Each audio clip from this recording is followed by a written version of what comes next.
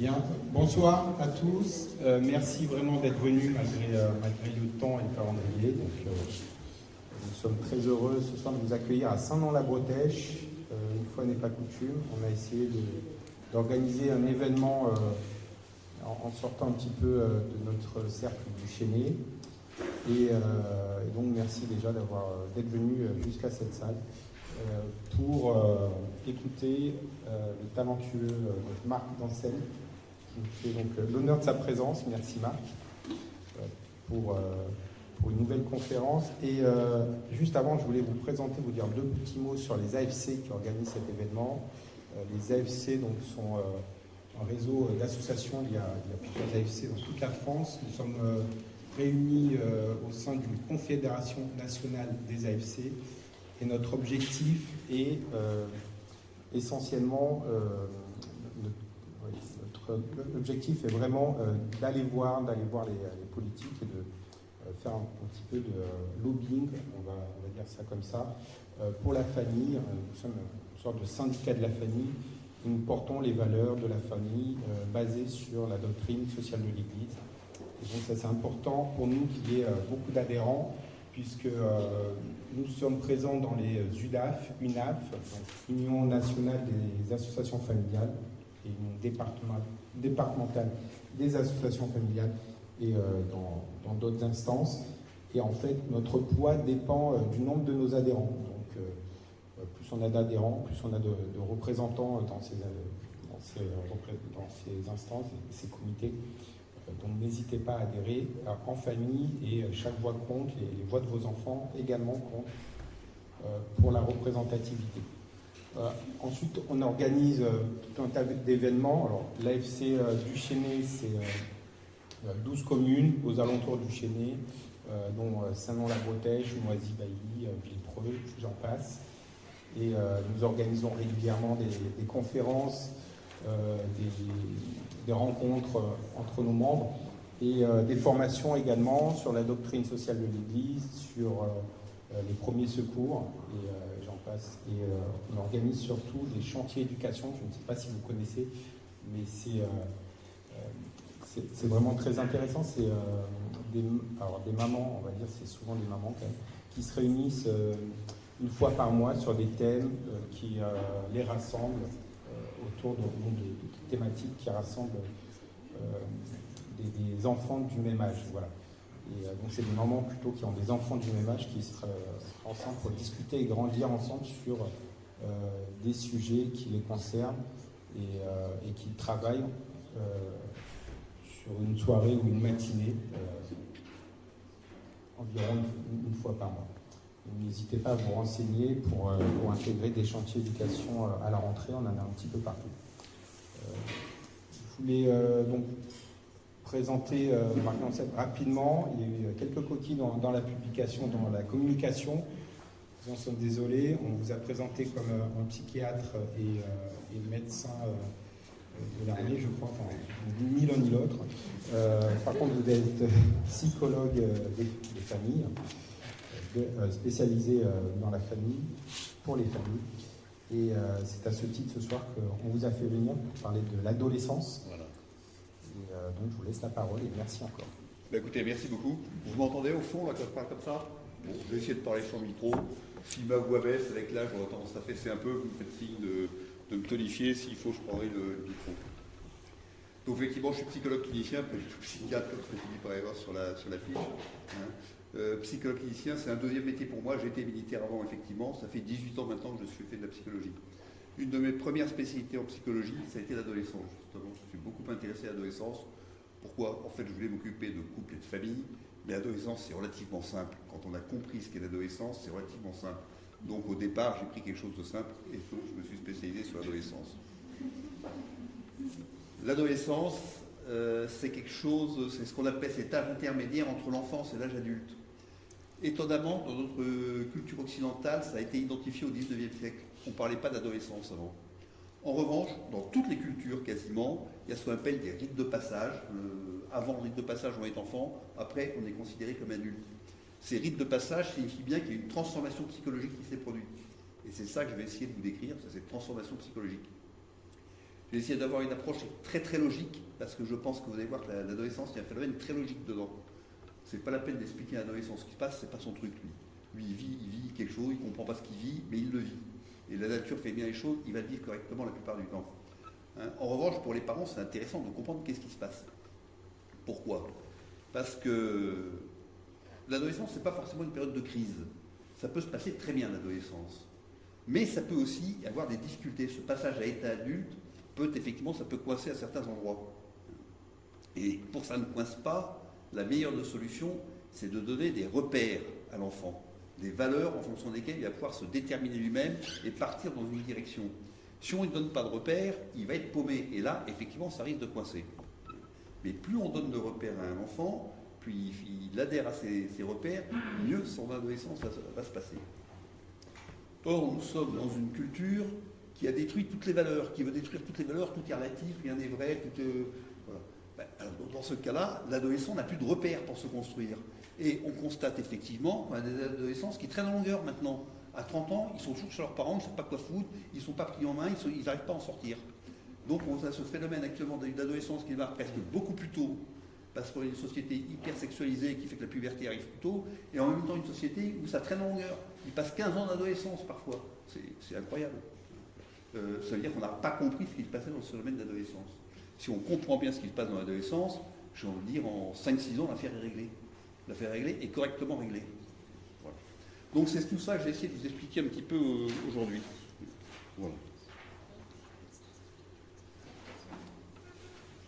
Alors je regarde si rien n'oublie, je vais vous dire un peu dans mon introduction, donc ça va à peu près, je crois que tout est. L'objectif ce soir, c'est de susciter chez vous une réflexion en tant que parent ou grand-parent pour comprendre les adolescents que vous avez en face de vous et voir comment vous allez pouvoir d'abord ne pas entraver ce phénomène, qui est un phénomène naturel, parce qu'il y a malheureusement des parents qui l'entravent, hein, ou au contraire mettre l'enfant ou l'adolescent dans une situation telle que ça va favoriser le passage et que ça va se passer d'une façon meilleure. Pour ça, je vais prendre un plan en 2 parties. La première partie, je vais vous décrire le phénomène d'adolescence. C'est là où je serai très logique. Ce n'est pas de mon cru, on trouve ça dans toute la littérature psychologique. On devrait mettre tous les livres qui ont été écrits sur la psychologie, je ne suis pas sûr que ça tiendrait dans cette salle. Ça a passionné les psychologues, quand on a commencé à comprendre la psychologie, ça a passionné. Finalement, il y a globalement un accord à peu près sur les psychologues, sur ce qui se passe dans la psychologie, ce qui se passe au moment de l'adolescence. C'est ça, donc c'est une partie, je veux dire, n'importe quel psychologue aurait pu la faire à ma place. En revanche, dans une deuxième partie, je vais vous donner un avis personnel sur l'adolescence, sur comment on peut la favoriser, comment on peut l'entraver. Je ne vous demande pas d'être d'accord avec moi, je vous fais des pistes de réflexion pour vous aider, vous, à avancer dans l'adolescence avec les adolescents qui sont avec vous. Voilà. Donc ce premier point, il est issu de la littérature psychologique. Vous retrouverez dedans le professeur Jamet, qui est très connu en France, qui est un psychiatre très connu, qui a beaucoup travaillé sur l'adolescence. Vous retrouverez également le professeur Andolfi, qui est très connu internationalement, qui a travaillé beaucoup également sur l'adolescence. Le premier, c'est un psychanalyste, le deuxième, c'est un systémicien. J'ai commencé par apprendre ça avec la psychanalyse, et ensuite j'ai basculé sur la systémie. Bon, vous avez une vue à peu près globale avec ces deux points-là. Mon exposé sera agrémenté de ce que j'appelle des situations cliniques. Les situations cliniques, c'est ce qui s'est passé dans mon cabinet. Quand je cite des paroles, c'est exactement les paroles qui se sont passées. J'en prends note, etc. Donc ces situations cliniques, c'est la réalité de ce que je vis dans mon cabinet. En revanche, évidemment, je me suis débrouillé pour masquer l'identité des personnes. Vous comprenez bien pourquoi. Mais je crois que c'est quand même intéressant de partir d'une réalité. C'est facile d'inventer une situation clinique qui veut démontrer ce qu'on veut dire, sauf que c'est imaginaire. Donc là, ça partira de la réalité. Alors, première grande partie, l'adolescence. Les remaniements de l'adolescence, comprendre le phénomène de l'adolescence. Eh bien, pour comprendre l'adolescence, il faut comprendre un principe psychologique de base qui est très important. Ce principe est le suivant. Une psychologie harmonieuse est une psychologie qui est en harmonie d'abord avec la biologie. Ça peut paraître évident pour certains, sauf que c'est éminemment contesté actuellement dans notre société, pas par des psychologues, c'est contesté par les sociologues. Et à ça, il y a toute la querelle, des théories du genre, etc. Mais pour nous, psychologues, une psychologie harmonieuse est une psychologie qui est d'abord en harmonie avec la biologie. Et vous allez voir ce soir, je vais vous montrer pourquoi il faut être en harmonie avec la biologie, autrement ça ne va pas. Parce que dans le phénomène d'adolescence, c'est la biologie qui commande. ça part d'un phénomène biologique. Et ensuite, il y a des remaniements psychologiques. Le phénomène biologique, c'est ce qu'on appelle la puberté. Et la puberté va bousculer complètement l'être, dans son physique, dans sa biologie d'abord, et par conséquent dans sa psychologie. Et parce que ça le bouscule dans sa psychologie, il y a des remaniements psychologiques qui vont se mettre en place. Et en fait, ce qu'on appelle l'adolescence, ce sont ces remaniements psychologiques. Mais si vous n'admettez pas le principe que je viens de vous donner, que toute psychologie harmonieuse est d'abord en harmonie avec la biologie, vous ne comprendrez pas ce phénomène d'adolescence. Je crois que là-dessus, quasiment tous les psychologues sont d'accord avec moi. C'est une querelle que nous avons avec les sociologues, qui en plus sont très écoutés actuellement dans notre culture et font un peu moins que les psychologues, ce que je regrette. Voilà. Donc, vous voyez bien, c'est une transformation du corps qu'on appelle la puberté, qui va avoir une implication psychologique et qui va amener le phénomène d'adolescence derrière. Globalement, en fait, on distingue 3 phases. La puberté, l'adolescence proprement dit, qui se termine un petit peu avant l'arrivée à l'âge adulte par ce qu'on appelle l'âge génital. On n'en parle pas souvent, enfin en psychologie, voilà globalement les 3 grandes phases. Je vais vous décrire les 2 premières précisément, je passerai rapidement sur la 3e, qui est moins intéressante pour le sujet ce soir. Et bien la puberté d'abord, donc premier point, il faut qu'on comprenne la puberté. La puberté, c'est une transformation du corps qui va se trouver, qui est marquée par quoi? L'arrivée de la capacité sexuelle. Chez le garçon, les premières émissions sperme, et l'arrivée de la capacité à engendrer un enfant chez la femme, toute la maternité, donc, par les premières règles qui montrent que ça devient fonctionnel. Et alors là, il y a un phénomène qui est très impressionnant. Ces capacités sont intimes. On ne sait pas quand ça arrive. Alors, en fait, si on le sait. C'est à la fois très intime, parce que ça touche l'intimité de la personne, et en même temps, ça va être accompagné de signes publics. C'est-à-dire comme s'il y avait une manifestation publique, celui-là est en train de devenir un homme, celle-là est en train de devenir une femme. C'est ce qu'on appelle les signes secondaires de la puberté. Le signe principal, c'est l'arrivée de la capacité sexuelle chez l'homme et chez la femme, la capacité à porter un enfant, et c'est accompagné de signes secondaires qui sont des transformations du corps. Et à l'ère des théories du genre, je ne résiste pas au plaisir, quand même en tant que psychologue, de vous montrer un petit peu ces manifestations secondaires de la puberté, parce que quasiment chez la fille et le garçon, elles sont quasiment en sens inverse. Et si vous comprenez qu'elles partent en sens inverse, alors vous allez comprendre qu'effectivement, au moment de l'adolescence, il y a quelque chose qui vont se développer, ils ne vont pas du tout développer les mêmes choses, parce qu'ils vont devoir se mettre en accord avec des biologies différentes.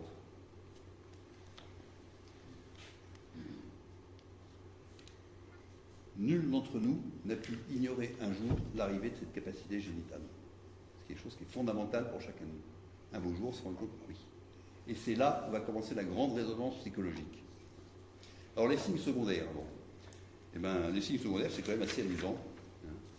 Chez le garçon, vous avez un développement osseux, incroyable. Le garçon, il peut vous prendre 1 cm par mois pendant 1 an. Pouf, il se retrouve tout d'un coup paumé dans son grand corps, là, il n'arrive plus à se retrouver, il a grandi brutalement. C'est pas systématique, mais chez beaucoup de filles, l'arrivée des premières règles marque l'arrêt de la croissance. C'est pas systématique. C'est pour ça que généralement les femmes sont de dimension plus petite que les hommes. Parce qu'il y a un arrêt de la croissance au moment des premières règles. Donc déjà, on les voit qu'on n'est pas sur les mêmes choses. Normalement, chez un garçon en bonne santé, qu'est-ce qu'il va se développer en lui? Il va faire du muscle. Une espèce d'énergie incroyable qui arrive en lui, et il va faire du muscle, il va se dépenser physiquement, voilà. Vous avez compris que dans le féminin, c'est pas spécialement du muscle qui va se développer. C'est la poitrine, c'est les hanches, on n'est pas du tout sur les mêmes registres. C'est-à-dire chez le féminin, ce qui va se développer, c'est tout ce qui ressort de la maternité. Bien sûr. C'est pas anodin ça, quand je dis ça. Imaginez la petite fille svelte, là tout d'un coup, qui se retrouve avec une poitrine et des hanches. Elle est plus svelte du tout, elle est encombrée de son corps, il y a quelque chose elle est perturbée dans son corps. Mais de même, le garçon, quand il a pris pendant 1 an 1 cm par an, il est complètement paumé dans son corps. Et on voit bien qu'il y a un bouleversement psychologique qui est en train de se produire, qui va produire l'adolescence. La voix du garçon, mue d'environ 1 octave, me disent les spécialistes, la plupart des gens pensaient 1 octave. La voix de la fille, mue un tout petit peu aussi, il n'y a que les spécialistes qui se rendent compte. Bon, globalement, on voit bien que le garçon est mu, ça dérape sans arrêt, il n'arrive pas à se positionner. Il tombe dans les graves. C'est amusant d'ailleurs parce que le petit garçon, parfois, il a une voix qui est plus aiguë que la petite fille. Mais une fois que la puberté est arrivée, sa voix descend dans les graves. Chez le garçon, développement de la pilosité. Alors ça commence par 3 petits poils ridicules sous le nez, là, qui de fausses moustaches qui lui arrivent, hein, et puis le corps se couvre de pilosité. J'ai envie de dire, c'est la fille, le corps se couvre de douceur. Les formes vont s'arrondir, les formes vont être très douces, c'est les formes maternelles, quoi, bien sûr. Vous voyez bien qu'on n'est pas du tout sur la même chose. Le visage du garçon se durcit avec l'adolescence. Le visage de la fille garde toute sa douceur, tout son aspect avenant, tout son aspect relationnel. On voit bien que derrière tout ça, il y a forcément des retentissements psychologiques, c'est pas possible autrement. Et c'est ça qu'il faut être intéressant. On voit bien que la biologie va provoquer des retentissements différents. Donc, finalement, on s'aperçoit que dans ce phénomène, il y a un tronc commun, ils vont tous les deux devenir adultes, il y a des troncs spécifiques, l'un va se transformer en homme, l'autre va se transformer en femme. Or, comment de l'enfance, je veux dire, il y a des différences entre le petit garçon et la petite fille, mais globalement, vous prenez un petit garçon ou vous grippez une petite fille, ça passe très bien. Vous prenez une petite fille ou vous grippez un petit garçon, ça va très bien. Bonjour, une fois que la puberté est arrivée, là, pour les gripper de l'un ou l'autre, il va falloir masquer l'effort, c'est plus pareil. On voit bien qu'il y a une différenciation qui apparaît beaucoup plus nettement, qui existait avant, mais qui apparaît plus nettement. Donc voilà, globalement, la puberté, ce que c'est. La puberté, je vous dis donc, va avoir un retentissement psychologique qu'on appelle l'adolescence. Et je vais vous décrire maintenant ce phénomène d'adolescence. Donc on voit bien ces modifications sur un tronc commun, le fait de devenir adulte, et des modifications sur des troncs différenciés en masculin et en féminin.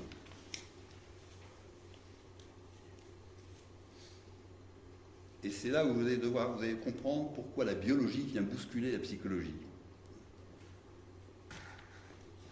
D'abord, ces modifications du corps, qu'est-ce que ça représente pour l'adolescent qui le vit? C'est son identité qui est bousculée. Autant dans l'enfance, il gardait son corps qui grandissait d'une façon linéaire et ça ne bousculait pas son identité, il grandissait, il était content de grandir, autant là, le corps se transforme. C'est une transformation du corps, il ne sait plus ce qu'est son identité, il a du mal à comprendre qui il est. Et le premier bouleversement de l'adolescent, c'est un bouleversement identitaire. Il ne se comprend plus lui-même, il ne sait plus qui il est. Il est à la fois fier de ce corps qui est en train de devenir un corps adulte, et en même temps il est inquiet de ce qu'il est en train de devenir. Et généralement il y a ce plaisir à grandir, et puis cette inquiétude, mais qu'est-ce qui m'arrive, qu'est-ce que je suis en train de devenir, comment je vais y vivre avec ça maintenant?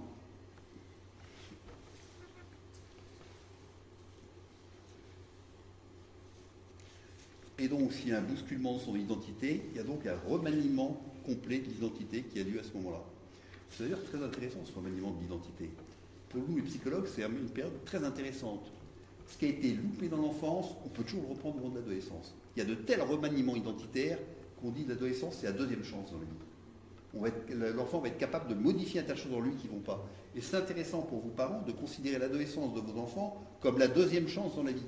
C'est la première chance, c'est la famille dans laquelle on tombe. Aucun de nous n'a choisi sa famille, c'est comme ça. Mais la deuxième chance, c'est comment de l'adolescence, on peut corriger un tas de choses qui sont mal parties.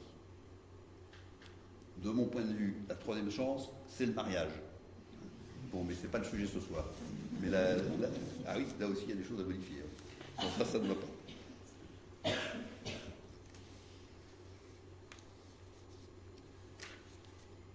Le regard sur les autres en est changé avec cette modification des corps.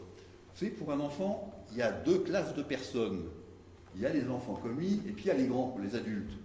Mais une fois que la puberté est arrivée, il y a aussi deux classes, mais ce n'est plus du tout les mêmes. Il y a le féminin d'un côté et le masculin de l'autre côté. Et on voyait donc qu'il y a un bouleversement identitaire et un bouleversement relationnel. Puisqu'effectivement, je ne vais pas me mettre en rapport avec quelqu'un sans que c'est un grand, sans que c'est une femme ou un homme. Et tous, nous sommes pareils maintenant, quand nous sommes arrivés à l'âge adulte. Quand nous abordons quelqu'un, la première chose instinctivement que nous prenons en compte, c'est un homme ou c'est une femme. Et on n'aura pas les mêmes comportements en fonction. Et donc on voit bien que l'adolescent, par la transformation de son corps, il est amené à revisiter toutes ses relations.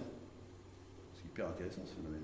Et vous voyez bien que c'est l'impact psychologique qu'il y a derrière tout ça.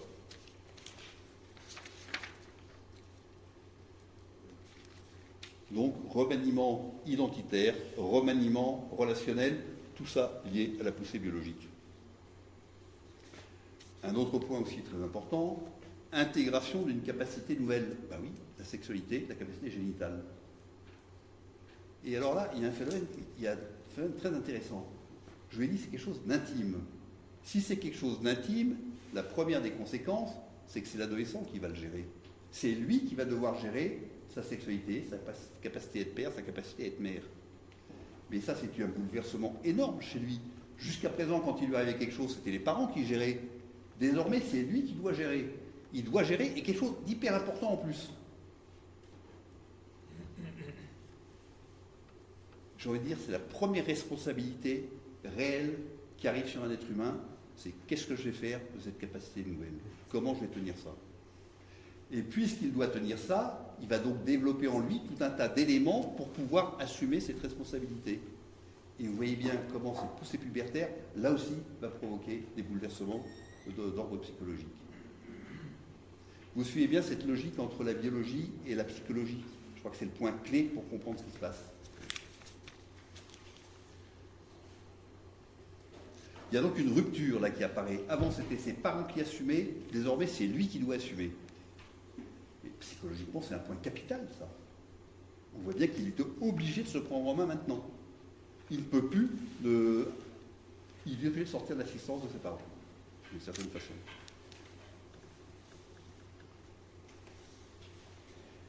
Et comme c'est intime, la deuxième conséquence, on voit que ça vient de l'atteindre à l'intime. C'est donc au cœur de sa psychologie qu'il est touché. Puisque c'est quelque chose d'intime à sa psychologie qui est touché.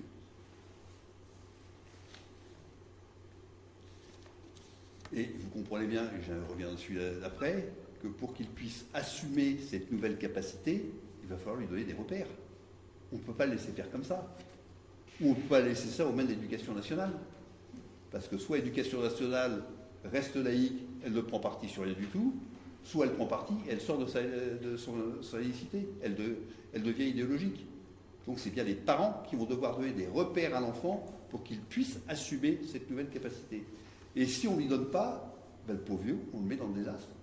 Il se retrouve face à un truc qu'il doit assumer sans qu'on lui donne les moyens de le faire. Et vous voyez tout de suite comment les parents vont devoir intervenir dans l'adolescence, non pas en prenant en main ce qui arrive, mais en donnant les moyens à l'adolescent de prendre en main ce qui arrive.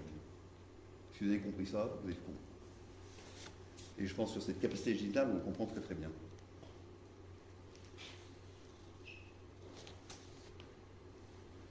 Remaniement, je vais dire, relationnel, puisque désormais il y a des hommes et des femmes, et qu'on n'aborde pas le sexe différent de la même façon que le même que le sien. Mais il va se passer quelque chose d'incroyable au sein de la famille. Il y a une loi qui est également transcivilisationelle, qu'on retrouve à toutes les époques, qui s'appelle la loi de l'inceste, l'interdit de l'inceste.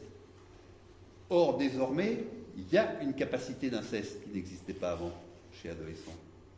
Par conséquent, l'interdit de l'inceste fait qu'il va devoir s'éloigner de ses parents. Il doit s'éloigner de son père et de sa mère pour éviter l'inceste de type homosexuel ou hétérosexuel. Et il est important qu'il y ait cet éloignement. Et donc, vous voyez bien, les adolescents qui passent leur temps, vous voyez promener leurs parents. Mais évidemment, ils sont obligés de s'éloigner d'eux. Sauf comment s'éloigner de ses parents? C'est pas facile de s'éloigner de ses parents. Ça fait des années qu'ils assurent tout pour nous. Il est complètement paumé quand il s'éloigne de ses parents aussi. Donc, vous voyez, c'est le dilemme dans lequel est plongé l'adolescent qui fait qu'il va être obligé de se prendre en main désormais.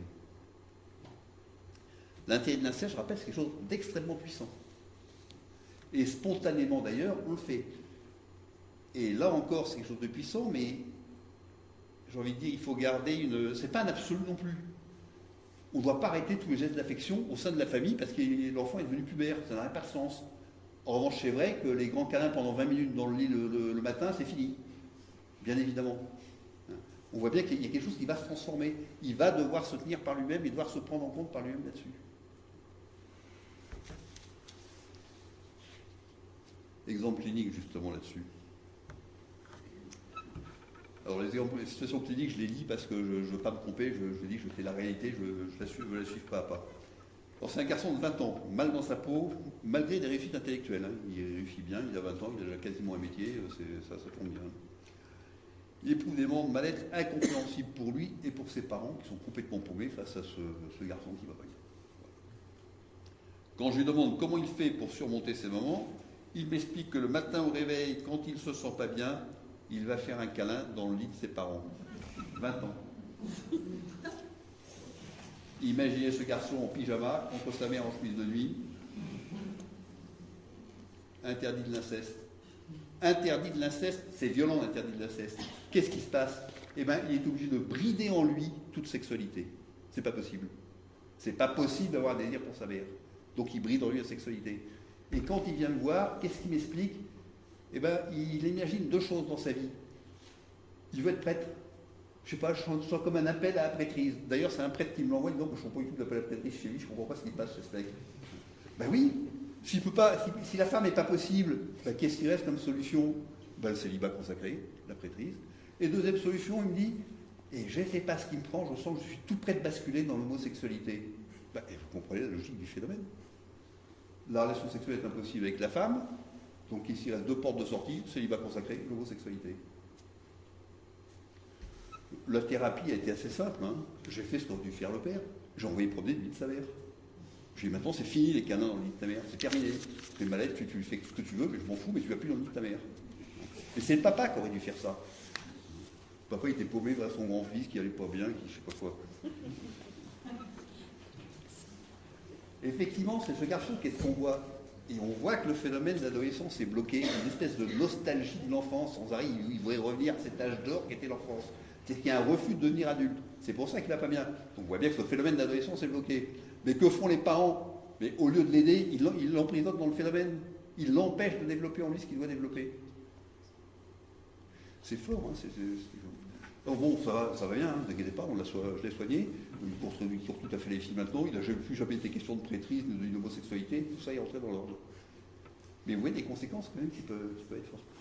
Je ne suis pas du tout en train de vous dire que tous les prêtres sont des gens qui ont eu des problèmes avec leur mère, hein, c'est bien d'accord. Hein. Ni que tous les homosexuels ont eu des problèmes là non plus, hein, c'est pas du tout ça. Mais dans son cas, lui, je vous le cite parce que je trouve ça quand même éclairant, si vous voulez, ça montre la force de l'interdit de l'inceste, et ça montre qu'effectivement, il y a une séparation nécessaire avec les parents.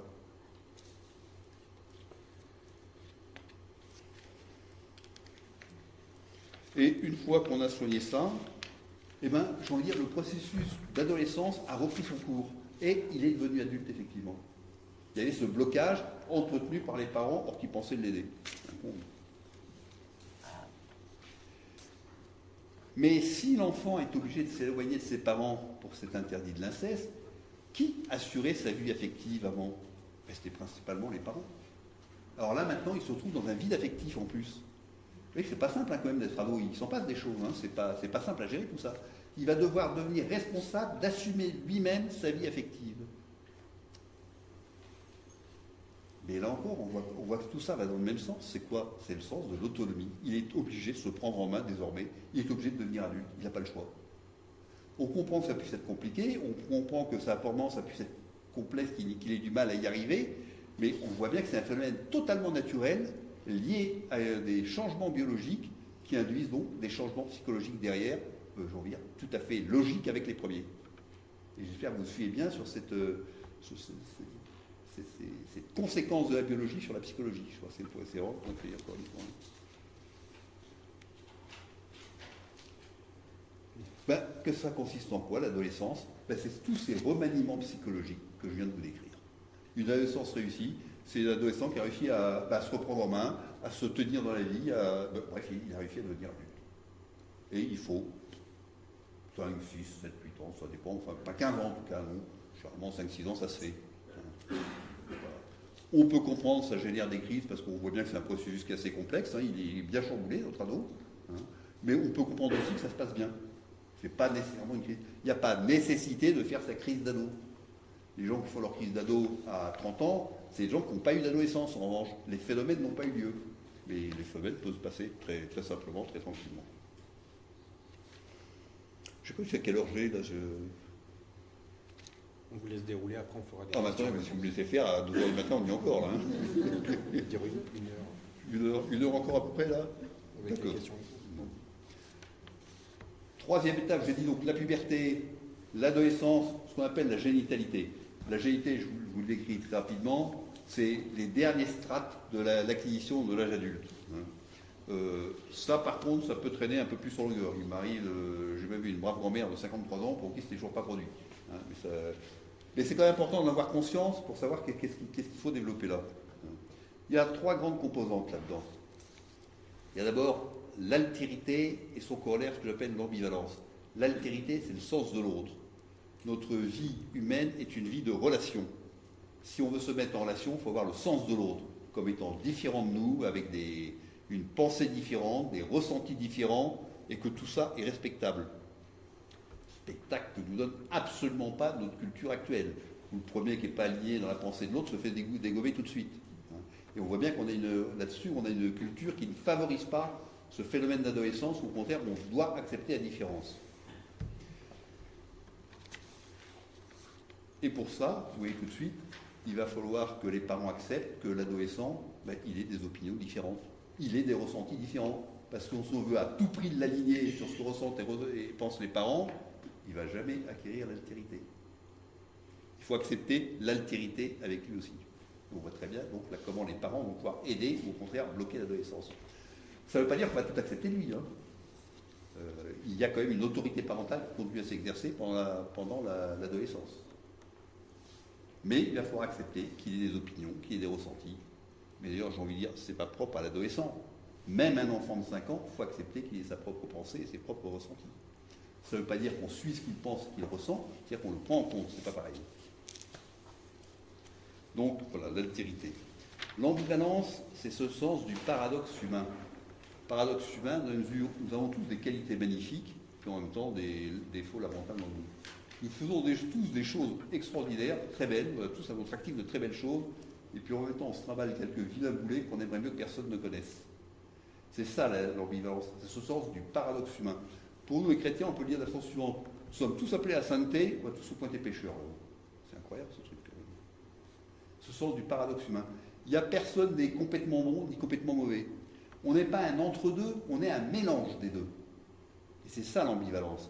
Et c'est important, avant d'arriver à l'âge adulte, d'acquérir cette altérité et cette ambivalence. Pourquoi ? On ne va jamais pouvoir vivre autrement dans un célibat consacré, ni vivre dans un état de marié. Parce que notre conjoint, ce n'est pas la personne idéale, c'est une personne qui a des qualités, des défauts, c'est une personne qui fait des choses bien, qui fait des choses qui ne sont pas bien, et que si je n'ai pas le sens de ça, je ne pourrais pas me mettre en relation avec lui, ou alors je vais l'idéaliser, ça va produire une catastrophe, ou au contraire, je vais le dénigrer complètement, ça va produire une catastrophe aussi.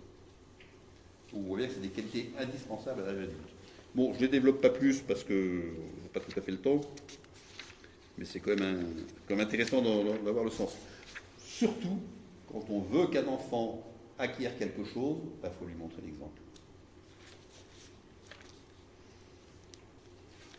La complémentarité du masculin et du féminin.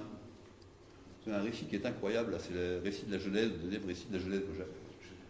C'est incroyable ce livre de la Bible. Il vous dit ça sous une forme très enfantine, très spontanée, et c'est une richesse incroyable. Qu'est-ce que nous dit la Bible ? Dieu a pris une côtelette à Adam pour qu'il goupillait, et avec ça, il a fait à Ève. C'est-à-dire qu'Adam, il manque quelque chose qu'Ève a maintenant. Et Ève n'a pas tout non plus d'Adam.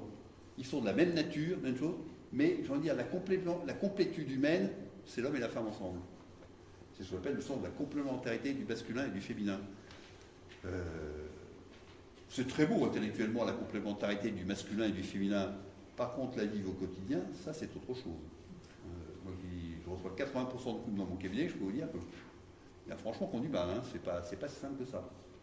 Mais il faut avoir le sens, le premier sens qu'il faut avoir, c'est le respect de l'autre, l'altérité de l'autre. Les hommes ne comprennent pas les femmes disent que les hommes ne comprennent rien. Oui, mais si je n'ai pas d'altérité, ça va continuer comme ça. Si j'ai de l'altérité, je comprends qu'effectivement nous sommes différents et que ça se construit, une complémentarité. Il est évident pour un adolescent qu'en fonction qui est au spectacle de ses parents, en fonction de ce qu'il voit, il va construire beaucoup de choses dans ce domaine-là. Et là aussi, c'est important. Donc les parents qui ont un petit peu de mal là à s'entendre, c'est le moment de faire des efforts. Là. Ah oui, pour l'enfant, c'est indispensable. Donc, n'insiste pas plus sur la complémentarité du masculin et du féminin. Je crois que c'est le dernier point, ça c'est oui, c'est ça. Dernier point, le sens de la paternité et de la maternité. Ou pour le dire autrement, le sens de la responsabilité d'autrui. Après avoir pris en compte que l'autre était différent de moi, qu'il était, etc., je peux prendre le sens de la responsabilité que je peux exercer avec lui, de l'impact que je vais avoir sur lui, et que, en fait, vous savez d'ailleurs, c'est incroyable, nos comportements relationnels sont, je dis à 80%, mais je devrais peut-être dire à 95%, sont induites par la personne qui est en face de nous. C'est-à-dire que dans un couple, quand j'accuse mon conjoint de pas mal se conduire, je suis responsable de 95% de ses comportements. C'est ce qu'on appelle l'interaction. Pourquoi ? Parce que nous agissons tous par réflexe. Et ce qui déclenche ce réflexe, c'est l'autre qui déclenche ce réflexe chez nous. Donc je déclenche des réflexes chez l'autre. Et donc je crois que c'est intéressant également pour l'enfant, l'adolescent, de comprendre ce phénomène. Et quand il est au sein d'une famille où il y a une certaine entente qui se produit, il apprend qu'on peut déclencher des réflexes favorables chez l'autre, des réflexes positifs. Quand à l'inverse, c'est la guerre dans la famille, il apprend qu'on déclenche des réflexes malsains. Et oui, tout l'impact que ça a à avoir sur sa vie adulte. Or, je ne le développe pas plus, je fais que vous le citez, j'ai eu 1 heure et demie de conférence là-dessus, si ça t'intéresse un jour. C'est passionnant, mais exigeant. Bon. Voilà globalement, si vous voulez, comment je peux vous décrire ce phénomène d'adolescence. Donc je vous rappelle, une poussée biologique liée à la puberté doit logiquement entraîner tout un tas de modifications psychologiques qui obligent l'enfant à se prendre en main et à devenir adulte, un adulte typé dans le masculin, typé dans le féminin. Je n'ai peut-être pas suffisamment développé ces deux typologies. Je vais le faire un petit peu maintenant, effectivement. Un des points clés de la puberté masculine, c'est l'arrivée d'une pulsion sexuelle très forte. C'est très simple. Les organes sexuels masculins, ils produisent en permanence. Au bout d'un moment, excusez l'expression, mais il y a encombrement de matière. Donc il y a besoin d'expulser. Donc il y a une pulsion pour expulser le trop-plein. Cette pulsion chez l'adolescent, chez le garçon, elle est extrêmement virulente. À un tel point que beaucoup de jeunes garçons se demandent, mais je suis complètement débordé par ce truc-là, c'est plus fort que moi. Et ils sont obligés également à un remaniement intérieur très fort pour reprendre le contrôle de leur personne et arriver à contrôler cette puberté, cette puissance de la pulsion. C'est-à-dire que chez le masculin, le sexuel est au cœur de son développement d'adolescent. C'est pas que le masculin est un obsédé sexuel, comme je l'entends souvent, c'est pas du tout ça, c'est que c'est au cœur de son développement à partir de la puberté. Chez la femme, c'est pas du tout ça. C'est la maternité qui se met en place. La maternité qui va se mettre en place avec tout ce qu'il faut pour prendre en compte l'enfant. En particulier, par exemple, une hypersensibilité chez la jeune fille. Pourquoi une hypersensibilité ? Mais parce qu'un enfant, ça n'émet que des petites émotions au départ. Le nouveau-né, là, il n'émet que des émotions. S'il n'y a pas une hypersensibilité qui se développe chez la femme, comment va-t-elle pouvoir comprendre son enfant et faire ce qu'il faut ? Puisque c'est que par des émotions que ça va passer. Et en particulier, le développement de l'enfant, il se fait comment ? Parce qu'on lui fait éprouver des émotions. Donc évidemment que le féminin, lié à la maternité, montre une appétence très forte pour les émotions, montre une hypersensibilité dans le domaine des émotions. Mais c'est nécessaire pour l'enfant. Par contre, c'est vrai que pour la jeune fille, c'est hyper gênant de gérer ça. Elle se met à pleurer pour un rien, elle se sent complètement bousculée par ça. Elle aussi va devoir faire un effort psychologique très intense pour se reprendre en main, pour contrôler à minima cette sensibilité et pouvoir en faire quelque chose. Et on voit bien que le masculin et le féminin ne se développent pas du tout sur les mêmes directions. Là. On n'est pas du tout sur les mêmes choses. Ce n'est pas du tout les mêmes choses, les mêmes capacités qu'il faut acquérir dans le masculin et le féminin. Bon, je ne vais pas plus loin, c'est juste pour vous montrer vraiment qu'on part sur des directions différentes à partir du moment où la puberté est arrivée. C'est important tout ça, parce que tout ce que je suis en train de vous dire, c'est tous les problèmes de couple qu'on voit derrière, que je retrouve derrière dans mon cabinet. Donc c'est important que l'adolescent le dise bien, ça va éviter bien des problèmes après.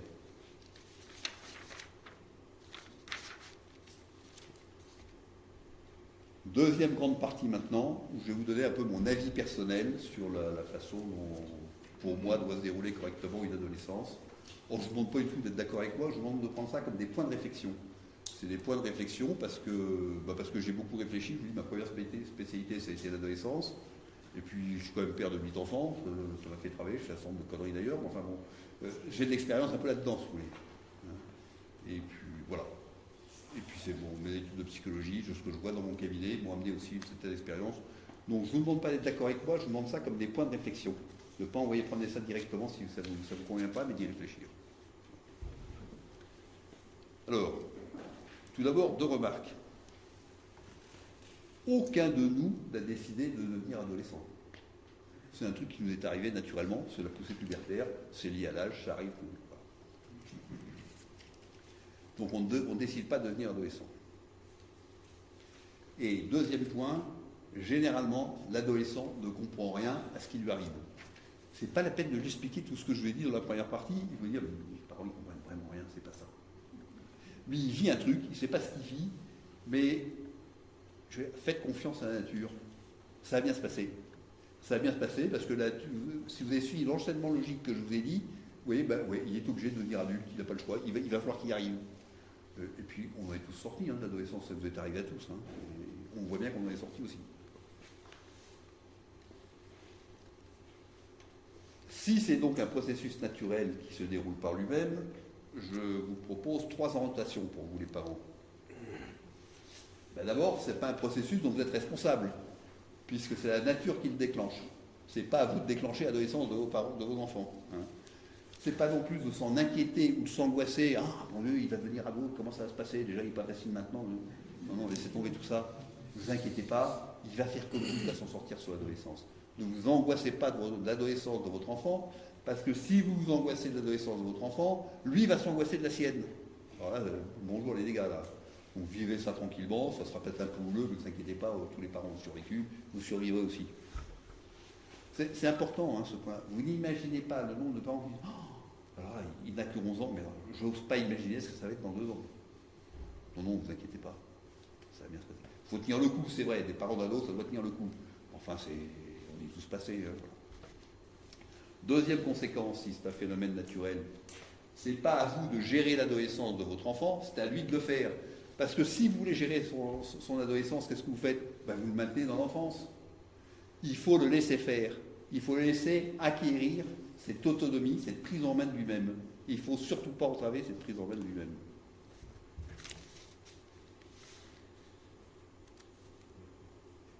Néanmoins, c'est vrai, si ce phénomène est naturel, il y a des conditions qui vont le favoriser et des conditions qui vont le défavoriser. Et ça, c'est le rôle des parents, de mettre l'adolescence dans un environnement tel, dans un cadre tel, que son adolescence pourra bien se passer, et de ne pas chercher à l'entraver. Il n'y a pas plus que ça à faire. C'est déjà pas mal. Il n'y a pas plus que ça à faire. Du coup, quels sont les grands domaines? Comment créer ce cadre qui va être favorable à l'adolescence? J'en ai recensé quelques-uns. Le premier, et vous allez voir, c'est tout à fait logique à ce que je vous ai dit tout à l'heure, puisque ça part d'une poussée biologique qui se manifeste par la capacité sexuelle chez le garçon et la capacité maternelle chez la femme.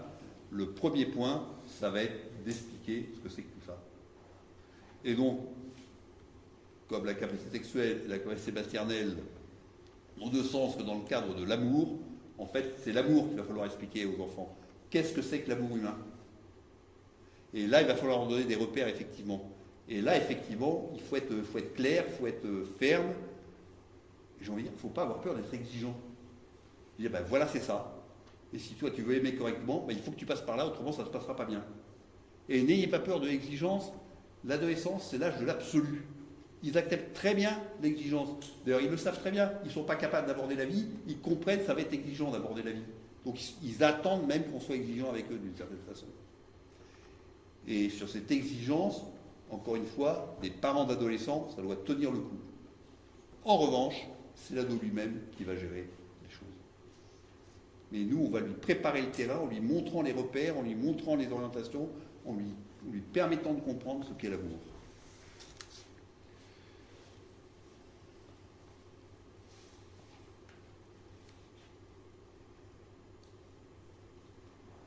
Alors, qu'est-ce que je voulais vous dire sur là? J'ai parlé sans regarder mon papier.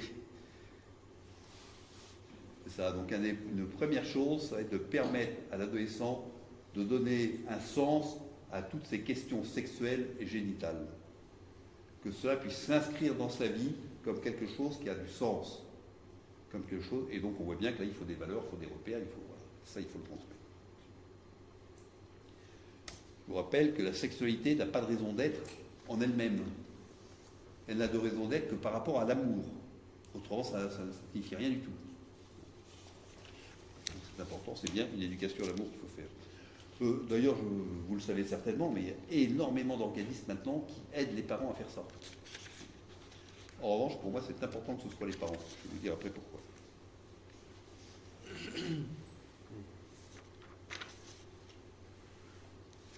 Si on ne donne pas ça à l'adolescent, qu'est-ce qui va se passer en lui? Eh bien, il a des besoins affectifs et des besoins sexuels. Ben, il va les vivre bêtement, je veux dire, animalement, d'une certaine façon. Ce qui ne leur donnera toujours pas de sens, hein. On est bien d'accord. Et ça va faire des personnalités qui ne vont pas réussir à unifier en eux 3 domaines. Ces 3 domaines, c'est le sexuel, l'affectif et l'intime. Je répète, le sexuel, l'affectif et l'intime, dans une personnalité équilibrée, doivent s'articuler entre eux, ce qui va permettre ensuite la vie conjugale. Mais si ces 3 phénomènes sont dissociés, c'est la personnalité derrière qui se dissocie. Il peut y avoir une vie affective d'un côté, une vie sexuelle de l'autre, mais c'est complètement, ça ne correspond pas à la nature, ça. Ça n'a plus de sens. Qui n'aura pas le sens de l'intimité, ou qui l'aura pour des choses qui ne méritent pas de l'avoir, ou qui va penser que l'intimité est quelque chose d'honteux, parce que intime et honteux, c'est 2 choses différentes. L'intimité n'est pas honteuse, elle est belle, mais elle est intime, elle est réservée. Donc le sens de la réserve, dans tout le domaine de la sexualité en particulier. Très clairement, doivent être dits à l'adolescent les objectifs de la sexualité, les buts de la sexualité. Je rappelle le but de la sexualité, le premier, c'est la procréation. C'est étonnant, c'est le plus oublié à notre époque. C'est le plus évident. Les organes génitaux, spécifiquement, sont faits pour la génitalité, donc pour engendrer. C'est celui qui est le plus oublié actuellement. C'est quand même bon de le rappeler. Vous n'imaginez pas ce que je vois, c'est les jeunes adultes dans mon cabinet. Les garçons qui arrivent complètement foués. Oh, je ne comprends pas, on attend un enfant. Vous comprenez pas, vous attendez un enfant, mais vous avez peut-être fait quelque chose pour ça. Ah ouais, mais quand même. Et 2 ans après, ils reviennent, non, oh, je ne comprends pas, on attend un 2e enfant. Et c'est tellement évident que ce n'est même pas rentré dans les personnes. Il faut le dire très clairement.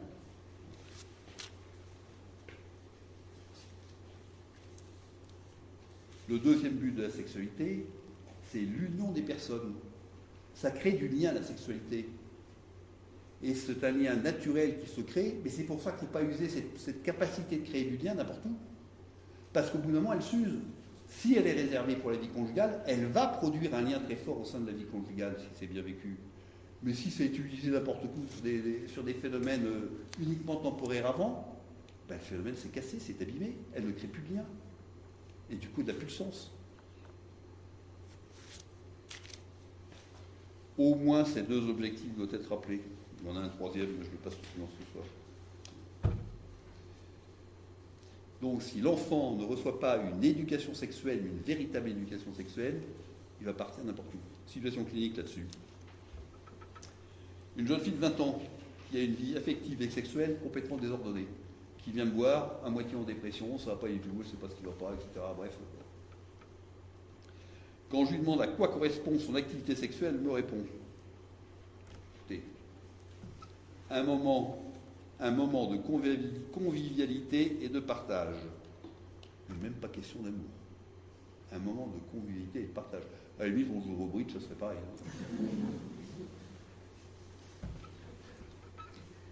Un moment hors du temps.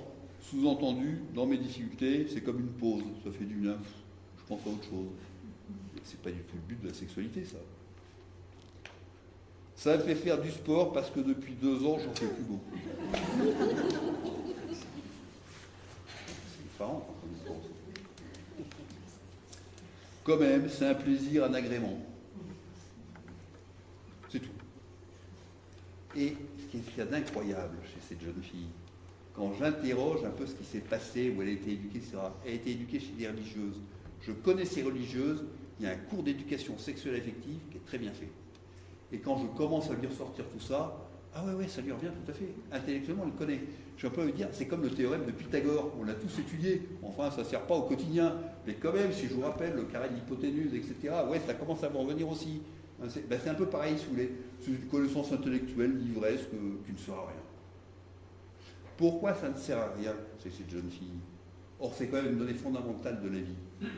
Parce que c'est la parole des parents qui n'étaient pas là. Et quand je lui demande que t'as dit ta mère sur la puberté, quand tu étais devenue pubère, maman, elle m'a mis des interdits. Il ne fallait pas que je couche avec les garçons, il ne fallait pas que je fasse ci, il ne fallait pas que je fasse ça. Et papa, il s'est éloigné de moi. J'ai moins de contact avec papa depuis que je suis devenu pubère. Et c'est ça que je voudrais vous faire sentir. C'est difficile d'aller parler à nos enfants de sexualité. Oui, tous pareil, ça nous gêne. Ça nous gêne parce qu'on va toucher un domaine intime. Et donc on est gêné, on est dans des petits souliers quand on le fait. Mais justement parce qu'on est gêné, on a un impact incroyable sur l'enfant. Il sent cette gêne. Alors les paroles qu'on lui dit, ça rentre directement dans son cœur.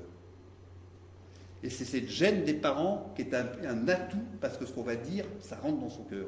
Je me souviens très très bien de ma mère à 14 ans me disant, tu sais, une femme n'apprécie pas tel comportement chez un homme. Je ne savais pas lequel, parce que c'est tout. Mais je m'en souviens encore. Et ça m'a marqué. C'est rentré directement dans son cœur, dans mon cœur. Pourquoi ? Parce que je sentais ma mère bouleversée quand elle me disait ça. Je sentais qu'elle me disait quelque chose d'hyper important. C'est ce qui a manqué à cette jeune fille. C'est que ses parents lui disent quelque chose de la sexualité, qui lui disent en tremblant, qui lui disent tout roux de honte, j'en sais rien, mais qui lui disent quelque chose. Là, ça pénètre dans le cœur. C'est pour ça que ce sont les parents qui doivent faire ça. Parce que leur parole va rentrer dans le cœur de l'enfant et va l'imprégner, va lui permettre avec ça de construire quelque chose. Autrement, c'est comme cette jeune fille qui connaît tout par cœur quand on lui rappelle, sauf que ça ne rentre pas dans sa vie. C'est pas rentré dans le cœur. De mon point de vue, les préceptes moraux sont secondaires dans ce domaine-là. Secondaire, ça ne veut pas dire inutile, ça ne veut pas dire qu'il faut les laisser tomber. Mais c'est secondaire. Ce qui est premier, c'est de donner un sens à la sexualité.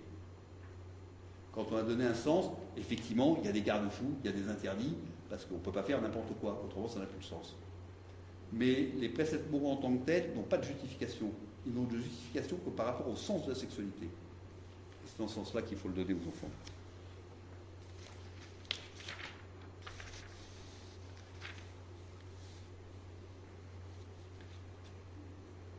N'ayez pas peur d'être à contre-courant là-dessus. On est dans une culture qui n'a rien compris à l'amour, d'ailleurs, il faut voir comment ça se passe, qui n'a rien compris à l'amour, qui n'a rien compris à la sexualité. Il est indispensable de donner des repères à nos enfants là-dessus. Et oui, n'ayez pas peur de ne pas faire comme tout le monde. Soyez vous-même, dites ce que vous pensez, comment vous le voyez. Vous n'imaginez pas le nombre de personnes dans mon cabinet qui, quand je leur demande qu'est-ce que vous avez de dire à vos enfants, ils disent non mais je ne leur dirai pas faire ce que j'ai fait. Je me suis trop blessé là-dedans, je me rends compte que ça ne m'a pas du tout préparé à ma vie conjugale. Alors ça, vous ne l'entendrez pas sur les chaînes de télévision, c'est clair. Mais c'est ce que moi j'entends dans mon cabinet régulièrement. Et ça, il faut savoir le dire aux enfants.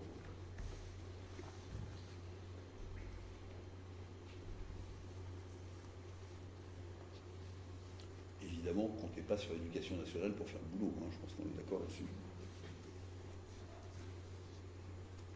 Vous savez, une vie adulte réussie, ça dépend de une ou de grandes décisions qui sont prises quand ? Au moment de l'adolescence. Et je pense que les décisions que prend l'adolescent dans le domaine de la vie affective et sexuelle, c'est quelque chose qui va l'engager pour toute sa vie, qui fait qu'il va réussir ou pas sa vie d'adulte. C'est beaucoup plus compliqué quand on est parti dans les mauvaises directions, de ramer pour reprendre la bonne direction après. Et je vois ça sans arrêt dans mon cabinet. Donc il faut leur donner ce qu'il faut.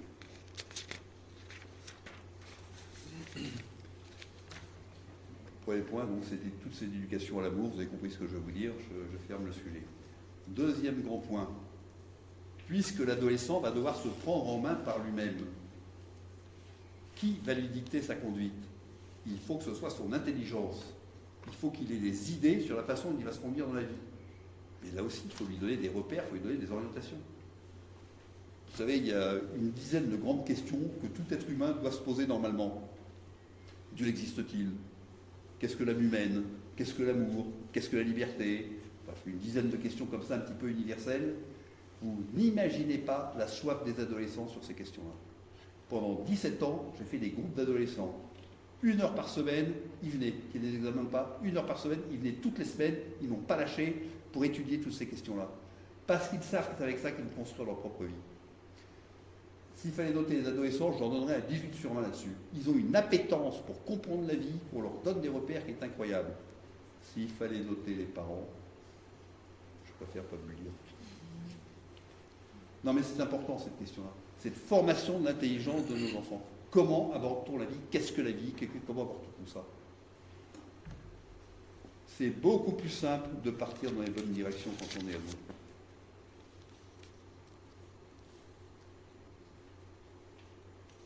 Un être humain a besoin de repères. Notre société est complètement désorganisée. Pourquoi? Parce qu'on a envoyé promener tous les repères, toutes les valeurs. Dans un espèce de relativisme ambiant, plus rien n'a de sens. Ben, les gens sont paumés.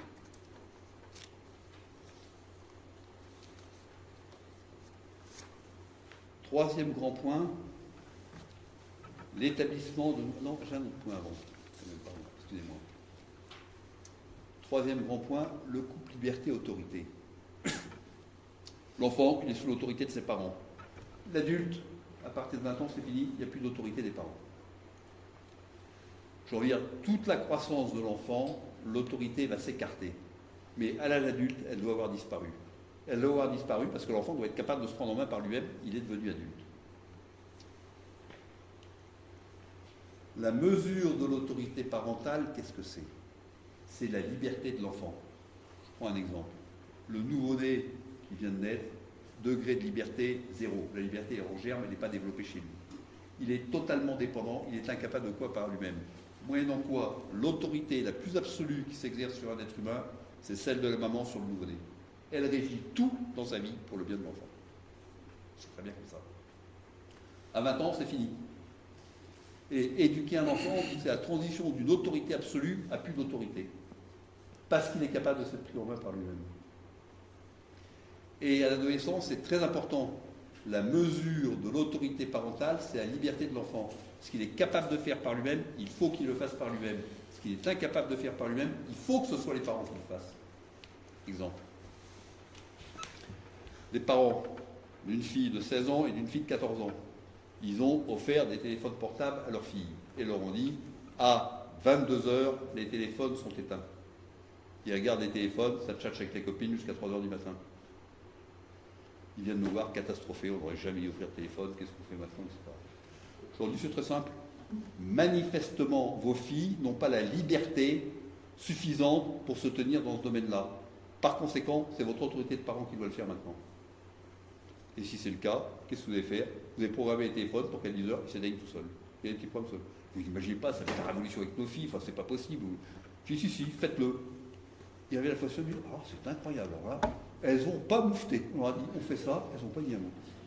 Mais pourquoi? Mais elles le savent bien, les filles, qu'elles ne sont pas capables de s'arrêter. Elles savent bien que c'est une connerie d'aller tchatcher jusqu'à 3h du matin.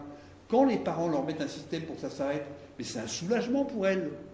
Ah bah ouais, on a plus ce truc-là qu'on n'arrivait pas à faire. Elles ne sont pas stupides non plus. Et vous voyez bien que là, l'autorité des parents, le degré d'autorité des parents, c'est la liberté de l'enfant. Là où la liberté de l'enfant n'est plus libre, il faut que l'autorité soit en jeu. Et avec des adolescents, les parents doivent tenir le coup sur l'autorité. Des parents qui ne tiennent pas le coup, c'est des enfants qui vont être angoissés après. Mais si les parents tiennent le coup, et ils vont vous remercier. Ils vont râler, hein, c'est clair. Ne vous inquiétez pas, ça râle toujours. Ils vont râler. Mais ils râleront moins parce qu'ils auront des parents qui ont tenu le coup que les reproches qu'ils vous feront après si vous n'avez pas tenu le coup. Hein, ça, c'est garanti. Donc, les parents d'ados, ça doit tenir le coup. Spécialement sur l'autorité, là où l'autorité de l'ado peut s'exercer. Le problème là-dessus, c'est qu'à 10h du matin, il est capable d'avoir une liberté comme ça, et à 3h de l'après-midi, elle est redevenue comme ça. C'est complètement erratique. Donc effectivement, c'est difficile de suivre le mouvement.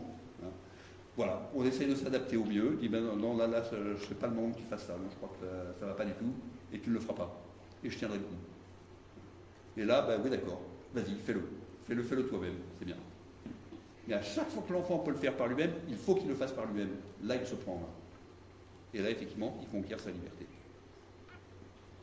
Donc cette notion de liberté et d'autorité est très importante, spécialement de l'adolescence. Les parents doivent tenir le coup, pas rigidement, stupidement, ils doivent tenir le coup en fonction de la liberté de l'enfant. Et donc, son enfant, il faut le connaître, il faut mesurer ce quoi il est capable. Et ça veut dire qu'à chaque fois qu'il est capable de faire quelque chose, il faut le laisser faire. Il faut même l'encourager à le faire. Et quand il fait quelque chose et qu'il a fait une erreur, il faut qu'il envoie les résultats, bien sûr. Il ne faut pas supprimer les conséquences mauvaises à ta place. Il faut qu'il assume ses résultats. On va l'aider, bien sûr, on ne va pas le laisser complètement dans la panade, mais il doit mesurer les conséquences de ses actes, autrement il n'y a pas d'apprentissage de la liberté. Donc c'était le troisième grand point sur la liberté de l'usage, l'autorité et la liberté qui me semble très important. Quatrième point, l'établissement de nouvelles relations aux parents. Je lui ai dit que l'ado était amené à s'écarter de ses parents, c'est pas la rupture non plus. Quelle est la mesure des bonnes relations? Comment va-t-on faire ça?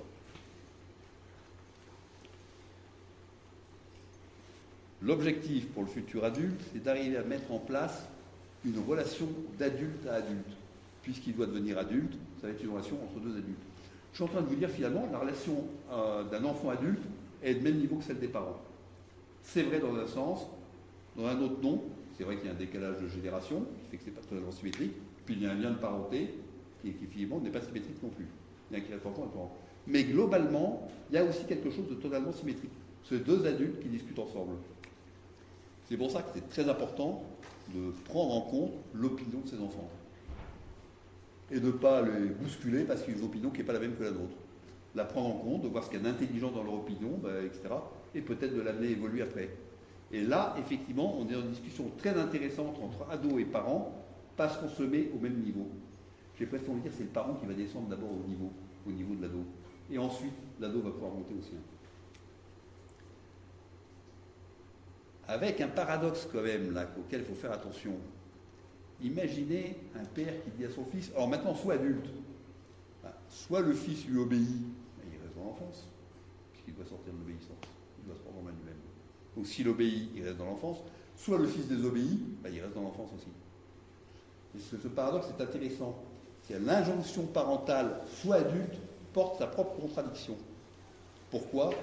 Parce que ce n'est pas vous qui allez le transformer en adulte, c'est lui qui va se transformer en adulte. Le mouvement doit venir de lui. Il faut le permettre, il faut peut-être le faciliter un peu, mais ce n'est pas vous qui allez le transformer en adulte. C'est lui qui va se transformer en adulte. Il faut que ça vienne de lui. Et c'est lui qui, petit à petit, mais parce que vous allez accepter de le traiter comme un adulte à chaque fois que c'est possible, il va conquérir cet état adulte. Vous voyez bien que les relations sont en train de se transformer complètement. On ne fait pas ça avec un petit. Avec un petit, le petit, il est dans un cadre, il reste dans le cadre collé. L'ado, il va sortir du cadre parce qu'il va se faire son propre cadre à lui. On va l'accompagner la façon dont il construit son propre cadre, mais c'est lui qui doit le faire. Autrement, ça n'a pas de sens.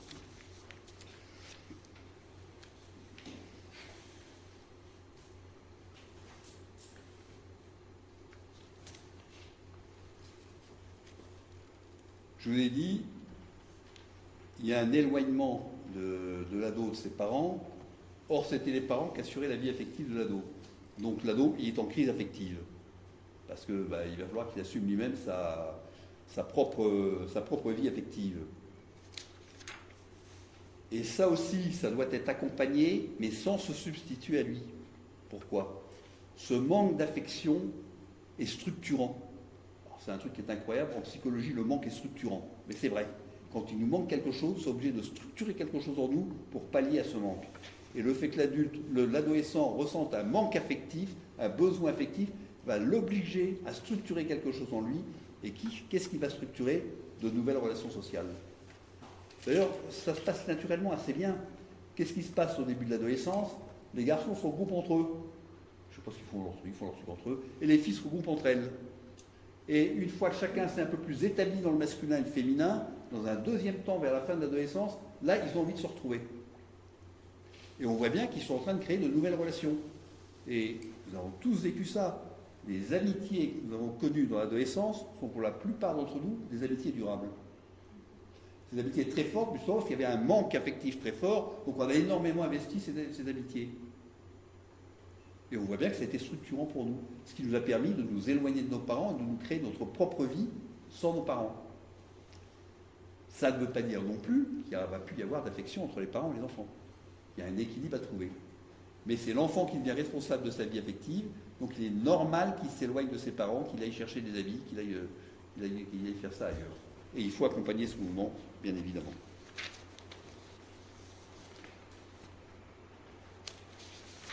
Et je regarde si j'ai rien oublié là, parce que j'ai des choses intéressantes, enfin intéressantes. Moi je pense que c'est intéressant à vous dire.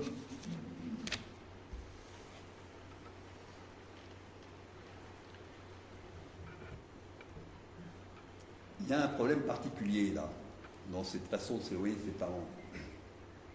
C'est la mère et l'enfant. Il y a un lien très fort entre la mère et l'enfant, extrêmement puissant. C'est la force de la maternité. Il va falloir que ce lien se distende. Vous savez, les féministes ont réclamé tous les rôles du masculin. Il y en a un seul qu'elles n'ont jamais réclamé. le rôle séparateur du père. Et oui, c'est le père qui va séparer la mère de l'enfant. Comment va-t-il faire ça? Et vous allez voir, c'est tout en douceur, tout en bienveillance, j'ai envie de dire, c'est tout en amour. Pourquoi? Quand le père s'occupe de son enfant, de facto, il dit alternance à la mère. L'enfant n'est plus avec la mère, il est avec son père. Donc il faut que le père s'occupe de son enfant. Et spécialement à l'adolescence, où l'enfant a besoin de se séparer de sa mère davantage, il faut que le père soit présent. Si le père n'est pas présent, il laisse l'enfant complètement démuni face à sa mère. Ne demandez pas à la mère de se séparer de son enfant, elle ne peut pas. C'est pas dans la maternité, ça. C'est l'enfant qui doit se séparer et il lui faut une aide, et l'aide, ça va être le père. La deuxième façon dont le père va séparer la mère de l'enfant, quand le papa s'occupe de sa femme. Quand on dit la porte de la chambre à coucher, elle est fermée, et le gamin ne doit pas savoir ce qui se passe là-dedans. C'est-à-dire, qu'est-ce qui signifie le père à son fils? Toi, si tu es une femme, tu vas t'en chercher une autre, celle-là, elle est pour moi. Mais ça ne se dit pas, mais c'est signifié. Mais c'est extrêmement important que ça soit signifié. Que l'enfant comprenne que sa mère n'est pas pour lui, elle est pour son père. Alors lui, il va aller en chercher une autre ailleurs. Et donc, vous voyez ce rôle séparateur du père de l'enfant, qui est très important. Les pères qui n'investissent pas leurs enfants, attention, vous allez provoquer des dégâts là. Vous n'imaginez pas, dans les couples que je vois, le nombre de problèmes qu'il y a entre la belle-mère et la belle-fille. Et bien, le problème entre la belle-mère et la belle-fille, c'est le fils qui n'a pas quitté sa mère. Croyez-moi sur parole, je n'ai pas le temps de vous le démontrer, mais je vis ça 3 fois par semaine dans mon cabinet. Un fils qui n'a pas été séparé de sa mère. La belle-mère, la belle-fille ne peuvent pas s'entendre, on ne partage pas un homme. On ne sait pas à qui il appartient celui-là. Donc ce rôle séparateur est important. Vous imaginez bien sûr toutes les difficultés de la mésentente parentale et du divorce là-dedans. C'est les ados qui payent des pots cassés. Ce n'est pas étonnant d'ailleurs que quasiment tous les enfants adultes, tous les adultes enfants de parents divorcés nous disent que ça a compromis le développement. Ensuite, il y a tout un tas de moyens palliatifs bien sûr, mais c'est...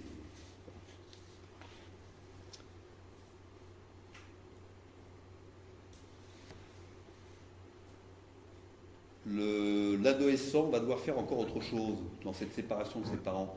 Il va devoir modifier l'image qu'il se fait de ses parents. On appelle ça en psychologie l'imago, l'image qu'on se fait. Parce que cette image est déformée, ce n'est pas la réalité de nos parents. Globalement, pour le petit enfant, papa c'est le plus fort, il nous protège, maman c'est la plus gentille, la plus belle des mamans. Voilà. Avec ça, dans un cadre qui est cohérent, qui est satisfaisant, il est sans angoisse, il vit bien, parce qu'il a un père qui est comme ça, une mère comme ça, tout est accompli, quoi. Sauf que il va bien se rendre compte à un moment donné que maman, c'est pas forcément la perfection totale et que papa, il a aussi ses casseroles. Et donc, il va falloir qu'il déboulonne les statuts. J'appelle défaire ses imagos parentales. Et c'est d'ailleurs très intéressant. L'enfant doit comprendre que c'est le sens de l'altérité là qui vient. Ben oui, papa, il n'est pas si merveilleux que ça, il fait des trucs qui ne sont pas bien non plus. Et maman, elle est un peu enquiquinante pour parler poliment à certains moments aussi. Et c'est important parce que s'il continue à aimer ses parents avec leurs défauts, il apprend l'ambivalence et lui, il pourra aimer un conjoint aussi qui a des défauts. Mais s'il n'apprend pas ça avec ses parents, bonjour les dégâts après quand il sera marié.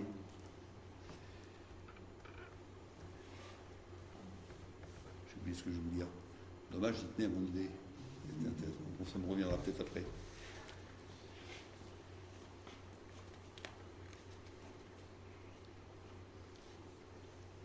Bon, tant pis, ça m'a échappé. Si ça me revient, je vous le dirai. Les postes... Si, ce que je voulais dire, oui.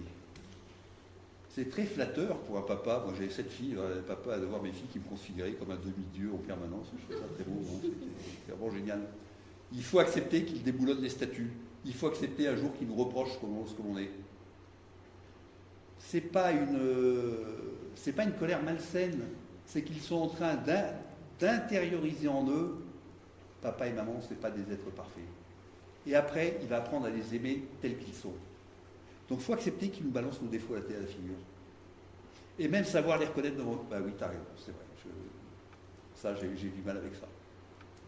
Alors là, ils vont déboulonner les statuts, comme on dit, ils vont sortir de leurs imagos, ils vont intégrer la véritable ambivalence.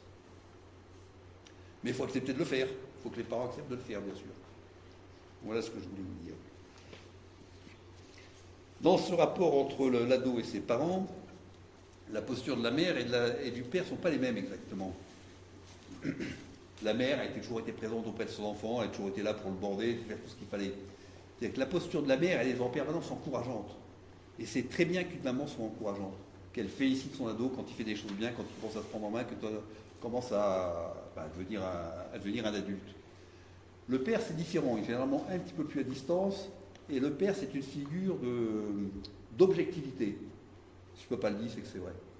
En particulier, si le papa a dit à sa grande fille, tu es belle, je suis fier de toi, tu es en train de devenir une jolie femme, une très belle femme, alors elle va se sentir, c'est vrai. Elle va se sentir femme pour de vrai. Quand un père dit à son garçon de 18 ans, ah là bravo, je suis content de ce que tu as fait, là tu t'es vraiment comporté comme un homme. C'est gagné, là, il va le faire, ça vient. Et vous voyez ce rôle très important du père qui va sanctionner les progrès, qui va dire, c'est bien ça, c'est exactement ce qu'il faut que tu fasses, bravo, continue là-dedans. C'est beaucoup plus important de sanctionner les progrès, de remarquer le progrès, que de vouloir corriger les défauts, surtout à cet âge-là, puisque c'est lui qui va se prendre. Et là encore, les pères démissionnaires, eh ben, vous laissez vos enfants démunis. Et dans une adolescence qui a du mal à se faire.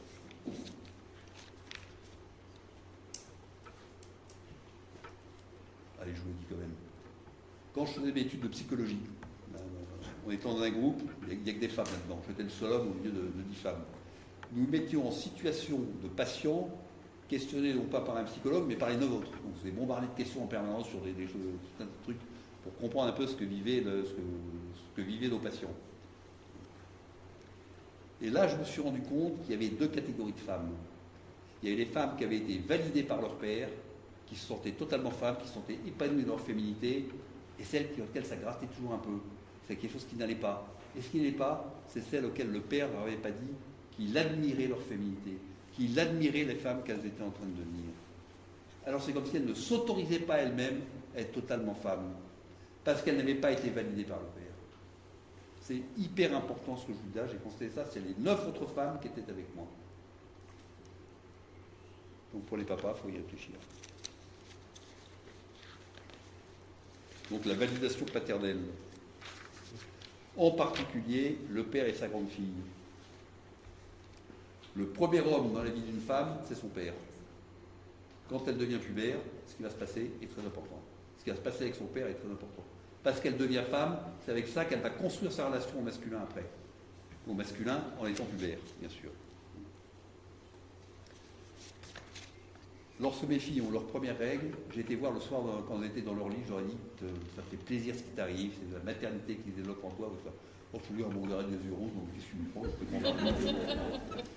Sauf que 20 ans après, elle s'en souvient encore.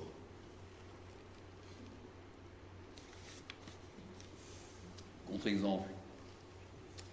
C'est un père qui, voyant sa fille devenir femme, se sent gêné avec elle. Il ne sait plus quoi lui dire.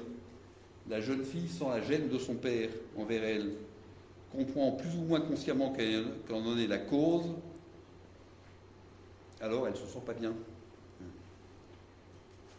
Elle est déchirée entre l'affection qu'elle éprouve pour son père et le fait de devenir femme. Comme si maintenant, si elle devenait femme, fait qu'elle renonce à l'affection de son père, et en même temps, elle ne peut pas renoncer à l'affection de son père. Vous voyez le dilemme dans lequel cette fille est plongée. Parce que son père ne valide pas ce qui est en train de lui arriver. Une jeune fille vient me consulter, elle a 16 ans. Elle vient me consulter au motif suivant. Je ne sais pas ce que j'ai, je suis une timidité incroyable, je ne peux plus parler à un garçon. Dès que j'en vois, je suis con. Bon, je travaille un peu avec elle, je dis bon, la prochaine fois, tu viens avec ton père. Et là, je fais valider la jeune fille par le père. 15 jours après, non, ça va très bien avec les garçons. C'est un cas réel vécu dans mon cabinet, et vous comprenez ce qui se passe. Le premier homme dans la vie d'une femme, c'est son père. Si son père ne valide pas sa féminité, comment voulez-vous qu'elle se sente bien de sa féminité? C'est pas possible. Contre-exemple encore, un homme de 60 ans qui vient me consulter pour des conflits familiaux avec sa femme et ses enfants. Et je lui demande, mais qu'est-ce que vous faites pour que ça n'aille pas? Oh, il ne sait pas du tout ce qu'il fait, il ne comprend rien. Je lui dis, écoutez, c'est très simple, hein, vous allez écrire une lettre à votre fille, qu'elle vous dise un peu ce qu'elle vous reproche. Il revient à la suivante, il lit la lettre. Alors, quelques extraits de la lettre de la fille.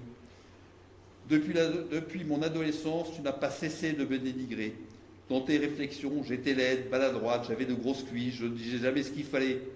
Quand mon futur mari m'a demandé en mariage, j'ai cru que lui aussi il se moquait de moi.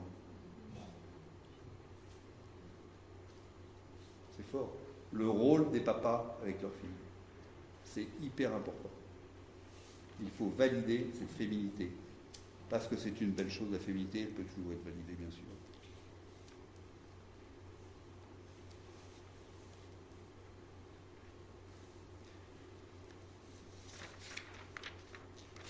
Le garçon et la mère, maintenant.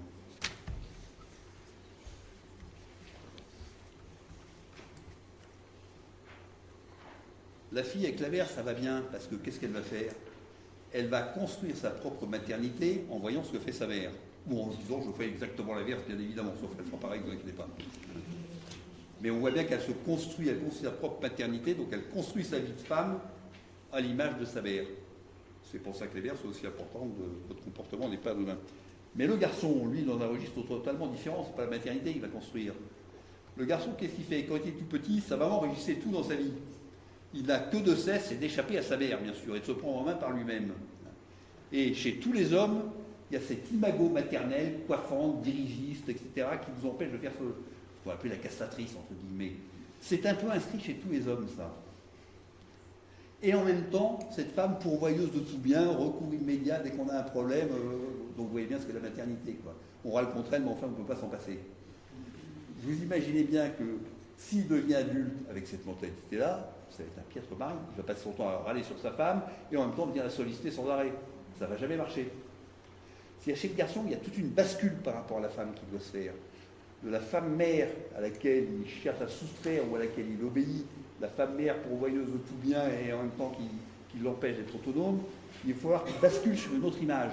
Une autre image de la femme, c'est l'être avec lequel je vais pouvoir faire quelque chose, avec lequel je vais pouvoir exercer une responsabilité par rapport à elle. Donc il y a une bascule du garçon par rapport à sa mère qui est très importante. Et évidemment, il ne faut pas que la mère entrave le mouvement. Alors, là aussi, ne vous inquiétez pas, ça va se passer assez naturellement, à condition que vous ne l'entraviez pas. Ce que je conseille aux mamans, aux mères d'un fils qui est d'un garçon adolescent, vous avez les bras ouverts, il vient quand il veut, il repart quand il veut. Ce n'est pas des bras qui se referment et qui l'emprisonnent. C'est des bras qui sont ouverts. Il vient quand il veut, il repart quand il veut. Ne vous inquiétez pas, laissez-le faire ses allers-retours et il va se débrouiller tout seul, ça va bien se passer.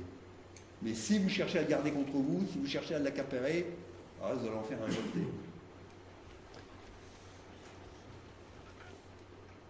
Chez tous les hommes qui me consultent, je vois une peur de la femme. La peur de retomber sous la coupe féminine dirigiste. Ben oui, il faut le savoir quand même. Ça n'empêche pas que vous exercez votre autorité quand même, bien sûr. Et dans 50% des couples que je vois, l'homme fuit la femme. Il y a un problème d'éducation derrière ça. Il y a un problème d'éducation. Ils fuient leur femme parce qu'ils ont peur de se faire mener par le bout du nez sans arrêt.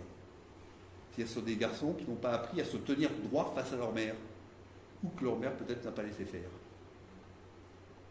C'est compliqué cette période-là, parce que l'autorité parentale n'a pas disparu pour autant. Donc il doit continuer à exercer l'autorité de la mère. J'ai tendance à dire qu'il vaut mieux que ce soit le père qui prenne plus le relais à ce moment-là. Et que l'autorité de la mère s'appuie davantage sur l'autorité du père. Qu'est-ce que ton père dirait s'il voyait faire ça? Mais on voit bien qu'il y a une difficulté là. Et les conséquences, moi je les vois dans mon cabinet derrière. Donc ce n'est pas un rôle simple, les mamans là. Restez en affection, les bras ouverts, gardez votre autorité parce qu'elle est légitime, mais n'accaparez pas, surtout pas l'adolescent.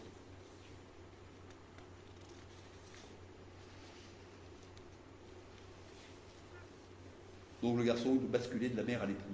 Sans ça, il ne pourra pas se marier. Ou il fera un piètre mari. Les nouvelles relations affectives, puisque c'est plus les parents qui vont assurer la totalité de la vie affective, il va falloir qu'ils créent de nouvelles relations affectives. Et donc, il y a la qualité de ces relations affectives. 2 écueils sont à éviter. Le premier, l'enfant reste cloisonné dans la famille, il ne va pas chercher de l'affection en dehors de la famille. C'est malsain, il ne se prend pas en main. Ou le deuxième écueil, les relations qu'il tisse à l'extérieur de la famille tombent dans des relations amoureuses. C'est pas l'âge, c'est pas le moment. Si le manque est structurant, s'il vient combler le manque par des relations amoureuses, il ne va pas se structurer. Et pourtant, il est en manque affectif. Mais ce manque affectif est une bonne chose, il est structurant, c'est là où il va se prendre en main affectivement. Donc je ne crois pas du tout à... Enfin, je ne crois pas à ça. Je n'estime pas que les relations amoureuses des adolescents soient une bonne chose. Parce qu'elles empêchent ce phénomène d'adolescence de se produire. Parce que oui, il faut qu'il y ait un manque qui soit ressenti pour que ça se structure. Et par ailleurs, il n'y a pas la maturité suffisante que va chercher le garçon chez la fille quand il est adolescent. Il va chercher sa mère, le pauvre petit. On vient de le couper de sa mère, il est paumé, donc il en cherche une autre. Et finalement, les filles, non mais j'ai ras-le-bol de ce mec, il se pot de chant comme tout, c'est pas ça. Et la fille, qu'est-ce qu'elle va chercher chez le garçon? Elle va chercher l'assurance qu'elle peut être aimée. La grande crainte du féminin, est-ce que je suis aimable, est-ce qu'on peut m'aimer? Mais ces deux craintes, parce qu'on les assume, elles deviennent structurantes. Et les deux adolescents doivent être avertis de ça, que ces relations amoureuses d'adolescents vont empêcher une structuration. De mon point de vue, l'allongement de l'adolescence qu'on a actuellement est lié à des relations amoureuses prématurées. Il n'y a pas la maturité pour les vivre. La complémentarité, même si elle est en jeu, n'est pas suffisante. Donc je ne suis pas du tout favorable pour ça. D'ailleurs, je vous l'ai dit au départ, instinctivement, ils vont se réunir entre garçons, ils vont se réunir entre filles. Elles vont se réunir entre filles. Pourquoi? Pour se conforter dans cet état nouveau qu'est le leur. Après, simplement, 17, 18 ans, un peu plus tôt pour les filles, un peu plus tard pour les garçons, effectivement, la confrontation des sexes devient quelque chose de très bien. Elle est même indispensable. Autrement, on se fait des fantasmes et des idées sur le sexe opposé, qui ne correspondent pas à la réalité. Donc il faut, après, qu'il y ait une confrontation des sexes, mais elle ne peut avoir lieu qu'une fois que l'identité de chacun a été suffisamment affermie. Trop tôt, c'est pas bon. Et cette confrontation des sexes aussi, parce que moi je suis un fervent partisan de l'amour durable, mais que l'amour durable c'est quelque chose qui se construit dès l'adolescence, et peut-être même avant. Hein. C'est pas quelque chose qu'on décide le jour où on est marié. Si on veut vivre un amour durable, il va falloir savoir se réserver. Et donc je crois beaucoup à l'amitié au sein d'un groupe. Et d'ailleurs les groupes de jeunes sont hyper toniques, hyper dynamiques, et je trouve ça très très beau. Quand ça tourne dans des relations 2 à 2, on est en train de sortir du processus.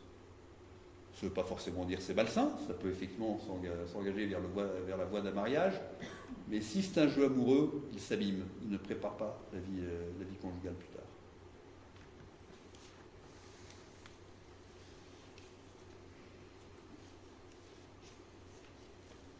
Donc, pour conclure un peu ça, de mon point de vue, les relations amoureuses des adolescents sont un échappatoire au phénomène d'adolescence, qui du coup va durer avec l'acquisition de mauvaises habitudes. Ces relations amoureuses s'effectuent avant que la structuration de la personnalité soit suffisante, que l'identité des personnes soit assurée et que la maturité pour vivre avec l'autre sexe soit en place.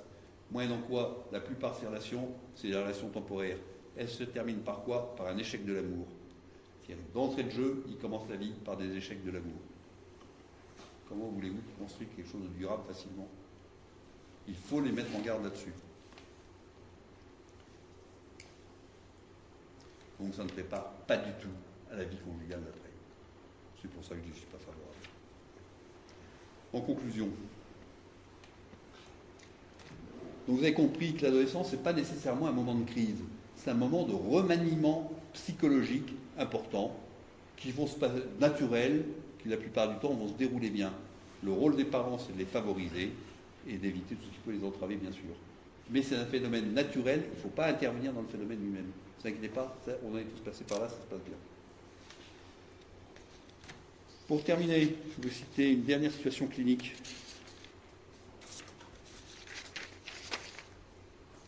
C'est une fille de 16 ans qui arrive amenée par sa mère, qui m'explique que la fille est insupportable, c'est jamais sur le midi, la querelle entre la mère et la fille, c'est dans le truc. Au bout d'un moment, je demande à la maman de sortir. Et je donne la parole à... Évidemment, pendant que la mère parlait, la fille avait les yeux aussi raides, elle est exaspérée, elle ne comprend rien.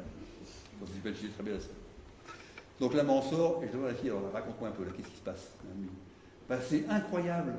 Depuis que je suis adolescente, elle m'interdit tout, elle n'a plus aucune confiance en moi. Même ce que je pouvais faire avant, maintenant, elle me l'interdit. Bon, on discute au bout d'un moment comme ça, je fais revenir la mère, je dis, madame, Est-ce que vous pouvez me raconter votre adolescence, comment ça s'est passé quand vous avez l'âge de votre fille? Oh, un pauvre monsieur, si vous imaginez, alors c'était juste après mai 68, j'ai des parents qui étaient complètement entrés dans le truc, je ne comprends pas comment je ne suis pas devenu n'importe qui. J'aurais pu dire, mais n'importe quoi avec l'éducation qu'ils m'ont donnée. Et je lui dis, et vous êtes promis que jamais vous ne feriez vivre ça à votre fille. Ah oui, oui, tout à fait. Et vous voyez ce qui se passe? Elle avait pris l'exact contre-pied de ses parents. Et du coup, elle bridait complètement sa fille. Elle empêchait sa fille d'acquérir cette autonomie. Je me fais aucune illusion là. Je vous ai parlé de l'adolescence de vos enfants, mais pendant 1h30, c'est votre adolescence à vous aussi que j'ai réveillé. Ce qui s'est passé dans votre propre adolescence, bien sûr. Parce que tous, on a eu une adolescence. C'est pas un long fleuve tranquille, vous avez compris, il y a quelque chose d'un peu chaotique dans l'adolescence. Donc forcément, on a tous connu des difficultés dans cette adolescence. Et donc c'est ça que j'ai réveillé en vous. Quelle que soit votre adolescence, ce n'est pas en prenant le contre-pied de vos parents que vous obtiendrez des résultats avec vos enfants. C'est en faisant quelque chose d'équilibré. Et pour faire quelque chose d'équilibré, qu'est-ce qu'il faut? Il faut en parler avec votre conjoint. Pourquoi? Parce que lui, il a vécu une adolescence différente. Et à deux, vous allez pouvoir mettre au point quelque chose d'équilibré pour votre enfant. Mais si vous typez uniquement en fonction de ce que vous avez vécu, ça ne va jamais marcher. Votre situation clinique, ça sera la dernière. C'est un couple que je reçois en thérapie. Bon, ça se passe globalement bien, fin de thérapie. Un beau jour, ils arrivent catastrophés. Oh, notre fille, 17 ans, catastrophe, plein de révolte contre sa mère, pas possible, etc. Je demande qu'ils viennent la fois suivante avec la fille, et effectivement, à peine arrivé, la mère et la fille commencent à chipoter devant moi, etc. J'essaye d'intervenir, pouf, je me fais éjecter du ring immédiatement. Le papa, gentiment, essaye d'intervenir, pouf, éjecté du ring immédiatement. Et pendant toute l'heure, on n'arrive pas à passer un mot, ni l'un ni l'autre. Bon. Elle se sépare, relativement calme, parce que c'est à la fin de la séance. J'ai tout de suite compris que la prochaine crise est en train de chauffer, que ça va pas tarder à péter. Et du coup, je réfléchis, et je me dis, mais qu'est-ce qui se passe là-dedans? Et je me souviens que cette maman m'avait dit, ma première relation amoureuse, 17 ans, ça a été une catastrophe. J'ai été horriblement blessé, vous n'imaginez pas. Je rappelle la maman, et nous retravaillons cette relation amoureuse. C'est-à-dire que je lui fais passer son adolescence. 3 semaines après, elle me téléphone en disant, finalement, ça va très bien avec ma fille. Ah bon, qu'est-ce qui s'est passé? Je sais pas, son père l'a pris entre nos 4 yeux, et puis maintenant ça va. Et qu'est-ce qui s'est passé là?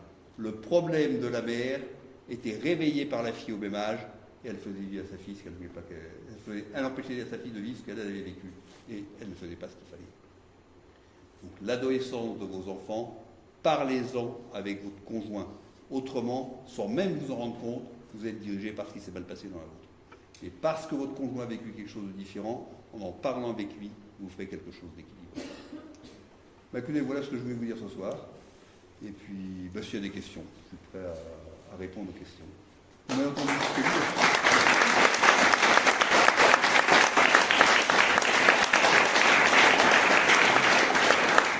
Je n'ai pas la voix qui a trop baissé, non, ça a été au fond. Merci. Voilà. Alors la première question, c'est toujours la plus difficile. Et après, ça... Ah, merci, c'est gentil. Vous allez revenir sur le début de l'adolescence. Vous avez indiqué d'abord l'étape de la puberté avec l'arrivée de la capacité sexuelle, suivie par l'adolescence avec le musulman d'identité. Pas que l'identité. Il y a dans la part de aujourd'hui. Et ce séquencement. Oui. Qu'est-ce que traduit en fait un enfant qui vit comme un ado sans avoir encore vécu sa puberté? Oui, c'est quelque chose qui arrive de plus en plus souvent. J'ai de plus en plus de parents qui me disent non mais il n'est pas pubère, alors c'est déjà un ado. Oui, je n'ai pas d'explication à ce phénomène. Ce que je peux juste donner aux parents dans ces cas-là, c'est des conduites à tenir. Mais je n'ai pas d'explication à ce phénomène qui me semble un peu nouveau. J'en entendais pas parler il y a 15 ans. Mais maintenant, j'en entends parler de plus en plus souvent. Je pense qu'il y a déjà une poussée effectivement d'autonomie, qui en soi est saine, puisqu'il va falloir qu'ils s'autonomisent. Donc l'attitude des parents, c'est d'accompagner cette autonomie. À chaque fois que l'enfant agit d'une façon autonome dans quelque chose, d'une façon qui est bonne, il faut le laisser intervenir. Il acquiert son autonomie. En revanche, à chaque fois qu'on sent qu'il n'est pas capable, l'autorité doit tenir le coup et doit venir suppléer. C'est ce point clé, c'est pour ça que j'ai un peu insisté sur ce couple liberté-autorité. Mais à chaque fois que l'enfant peut le faire par lui-même, c'est bon. Mais vous savez, j'ai presque envie de dire, c'est vrai à tout âge. À 5 ans, ce qu'il est capable de faire par lui-même, il faut que le laisser faire et le féliciter quand il l'a fait. Mais c'est vrai qu'avec cette poussée d'autonomie au moment de l'adolescence, et je le remarque maintenant, même préadolescente, il y a une poussée d'autonomie qui est plus forte. Ben voilà, faut jouer comme ça. On peut penser que derrière ça, c'est l'individualisme de notre société qui arrive. Une société qui est très individualiste. La plupart des structures sociales sont cassées. La principale structure sociale qui tient contre vents et marées, c'est la famille, étonnamment. Mais du coup, elle est surinvestie, la famille. Mais peut-être parce qu'elle est surinvestie aussi, il y a tendance à l'envoyer promener un peu trop tôt. Bon, je ne sais pas ce que vaut cette explication, c'est comme ça que je le vois. En tout cas, le point clé, c'est tout ce qui favorise l'autonomie de l'enfant doit être favorisé. Là où il n'est plus capable, l'autorité doit tenir le coup. Je ne sais pas si ça répond à votre question. Merci. Je n'ai pas énormément d'autres éléments à vous donner, mais c'est un phénomène effectivement que je constate de plus en plus fréquemment. Est-ce que c'est pas dû au fait qu'on fait grandir nos enfants trop tôt? Oui, si, il y a de ça. Il y a de ça. Écoutez, on ne va pas se perdre dans les causes du phénomène parce que ça n'a pas encore été suffisamment analysé pour faire ressentir vraiment On a des hypothèses là-dessus, mais pas plus que des hypothèses. La vôtre est recevable aussi. Oui? C'est pour votre intervention. Moi, j'ai laissé le papa de la liste de la féminité de sa fille. Oui. La maman, elle doit organiser quelque chose. La maman, elle est encourageante. La maman, elle est très encourageante. Elle suit beaucoup plus l'enfant et l'adolescent que le père. Elle est beaucoup plus présente le père du temps. Elle doit avoir beaucoup plus remarqué ce qu'il fait bien, lui dire là je suis content, ça t'a fait ça, c'est bien, etc. Avec le père, ça nous réjouit. Alors, je dis, le père valide, la mère encourage, oui. Enfin, c'est pas un absolu non plus, hein, c'est un peu caricatural ce que je vous dis, c'est pour tracer des grandes lignes, si vous voulez. Il est évident que. Oui? Moi j'ai deux questions. La première c'est, comme vous dites, parler du sens de la sexualité, donc le number one, l'amour, etc. Pour des jeunes ados qui viennent juste d'être pubères, est-ce que ça a du sens de parler tout de suite du sens de la sexualité? Vous voyez ce que je veux dire? Dans un premier temps, expliquer le cycle avec qui, par exemple, ou un garçon expliquer. Le principe là-dedans, si vous voulez, c'est que à chaque âge, on a une explication. Un petit 5 ans, il va poser des questions déjà sur c'est les premières des questions. On lui donne des réponses qui sont adaptées à son âge. On lui dit, le rush, plus tard, c'est trop petit. Soit il va très bien, il sait très bien qu'il est trop petit, mais au moins il nous donne exactement si c'est plus tard, il saura. Donc, à chaque âge, son explication. C'est évident qu'on ne dit pas la même chose à une fille de 12 ans qui vient d'avoir ses premières règles qu'on lui dira à 16 ans. Donc effectivement, je pense qu'il y a des. Et d'autant plus que c'est une éducation à l'amour. Après, on dit, du coup, il y a quasiment un programme. En tout cas, il y a une progression pédagogique pour l'enfant qui est prévue en fonction de chaque enfant. C'est vraiment individuel avec chaque enfant. En revanche, je pense que les grandes bases de la sexualité, elles doivent être données assez vite après la puberté. Donc, il ne faut pas trop tarder. Et dans une société hyper sexualisée comme la nôtre, je pense qu'il vaut mieux donner un cran trop tôt qu'un cran trop tard.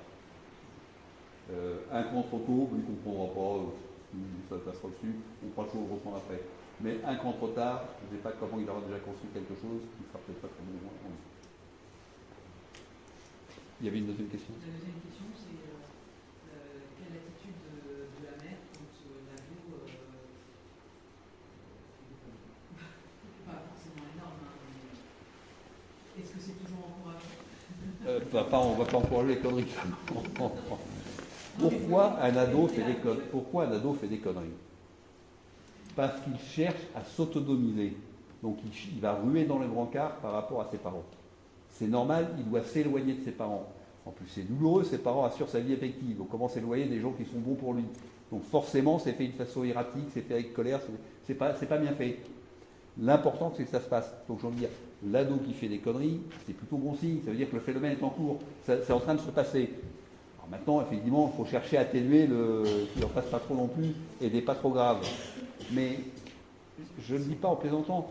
Ça veut bien dire que le phénomène est en cours. Et ça, c'est bon signe. Le phénomène n'est pas bloqué. Il n'y arrive pas très bien.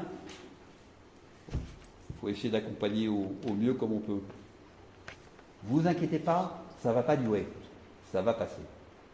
Mais avec toujours cette constante, là où l'ado peut le faire de lui-même, on le laisse faire.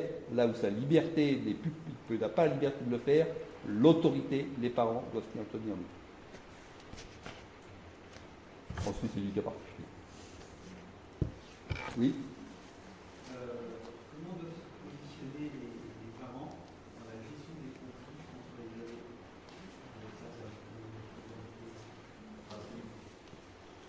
Alors, il y a deux types d'éducation. Il y a l'éducation explicite, tu t'es disputé avec ta sœur, va lui demander pardon, etc. Bon, d'accord. Mais il y a une éducation qui est beaucoup plus forte, qui est l'éducation implicite. L'éducation implicite, qu'est-ce qui se passe entre les parents? Ça arrive que les parents se disputent. Qu'est-ce qui se passe après? Qu'a vu l'enfant après? Et ça, c'est très important. Les disputes entre parents, malheureusement, ça arrive. Elles doivent être on doit signifier obligatoirement après que les parents se sont réconciliés. L'enfant doit avoir des signes comme quoi ils se sont remis d'aplomb l'un avec l'autre. À ce moment-là, dans ses disputes, lui, avec les autres, il va aussi se remettre d'aplomb parce que ça l'imprègne. Mais s'il n'a pas vu que les parents s'étaient remis en cohérence l'un avec l'autre, lui non plus ne le fera pas. Donc je suis en train de vous dire, le premier point pour régler les disputes d'ados, c'est l'attitude des parents entre eux. Qu'est-ce que je signifie à mon enfant? C'est hyper exigeant, ce truc-là. Mais c'est fondamental. Après, si effectivement je justifie bien, je peux lui dire, va demander pardon à ta sœur. Et là, il va l'accepter parce que c'est ça dont il est imprégné, ça l'imprègne aussi. Et ça va marcher. Mais s'il n'en est pas imprégné, ça ne va pas marcher. Donc vous voyez, cette éducation explicite, c'est l'éducation par imprégnation. La plus forte des deux pour moi, c'est l'éducation par imprégnation. Ensuite, il y a peut-être quelque chose qui se passe qui a besoin d'être clarifié aussi. Ça va dépendre des cas. Pourquoi est-ce que les deux frères se tapent dessus, ou pourquoi le frère et la sœur se tapent dessus sans arrêt? Il y a peut-être quelque chose qui doit être clarifié. Est-ce qu'ils se respectent suffisamment? Est-ce qu'ils ont acquis suffisamment d'altérité? Il y a peut-être des points sur lesquels on va insister davantage, bien sûr. Mais là, c'est dans le cas particulier. Je n'ai pas de réponse toute faite à ça. Je ne sais pas si ça répond à votre question, monsieur. Partiellement, pas totalement. C'est également à quel moment on doit intervenir pour calmer le jeu, ou les laisser au contraire se discuter pour apprendre justement à se pardonner et ainsi plus tard adulte. Alors, moi, je proposerais dans ces cas-là, on va quand même éviter les gros pugilats, mais dans le cas où ça se passe relativement bien, d'intervenir individuellement après. Qu'est-ce qui s'est passé avec ton frère tout à l'heure? Pourquoi hier? Pourquoi ça ne va pas, etc. Commencer par écouter, donner raison, etc. Comprendre ce qu'a vécu l'ado, parce que si vous ne donnez pas raison, il va se mettre en révolte. Et de toute façon, il faut le faire. Et ensuite, simplement, attirer son attention. Mais est-ce que tu as remarqué aussi cela et cela et cela? Et là, vous amenez l'enfant à se prendre en main par lui-même, à modifier son comportement. Ça répond peut-être davantage à votre question. Oui, madame. Vous disiez l'importance du père de famille à parler à son fils concernant sa sexualité. Mais lorsque le papa est trop pudique. Je n'ai pas dit ça. Non, il disait que c'était important que le papa parle. Quand le papa est trop pudique, Oui. il va se botter les fesses, papa. Bon. Oui. Je suis désolé, il aurait fallu qu'il soit là. Ce que je pense, si vous voulez. Je sais qu'il existe, vous savez, tout ce qui est parcours XY, Oui, tout ça. mais il faut se faire aider par ces parcours. La plupart sont très bien faits. Il y a Teen Star, il y a énormément de choses comme ça, mais vraiment qui sont bien faits. Voilà, choisissez ce que vous voulez, et quand vous discutez, on se fait aider par des organismes comme ça. En revanche, je n'ai pas dit que le papa devait parler à son fils et la maman à sa fille. Pour moi, il est important qu'il y ait la parole des deux pour chacun. J'ai été parler à mes filles, j'ai parlé à mon fils. Et je pense que la mère doit parler à ses filles et elle doit parler aussi à son fils. Je lui ai dit l'impact qu'il y avait eu pour moi, la parole de ma mère. Donc, je sais que dans ces organismes, généralement, on met les pères avec les garçons, les mères avec les filles. C'est bien, mais je pense que ce n'est pas suffisant. Il faut la parole de l'autre parent, du sexe opposé. Moi, c'est ce qui m'a le plus marqué. C'est les paroles de ma mère. Oui? Merci pour votre propos très éclairant et puis pour notamment tous les points que vous nous avez donnés dans la deuxième partie, y compris la machine à remonter le son des adolescents. En fait, j'ai noté qu'à chaque fois, il y a une question d'équilibre à trouver entre deux tensions et dans un univers qui est celui de la famille, dans lequel on peut gérer. Mais en tout début de votre topo, j'ai noté comme une injonction contradictoire qu'on subit finalement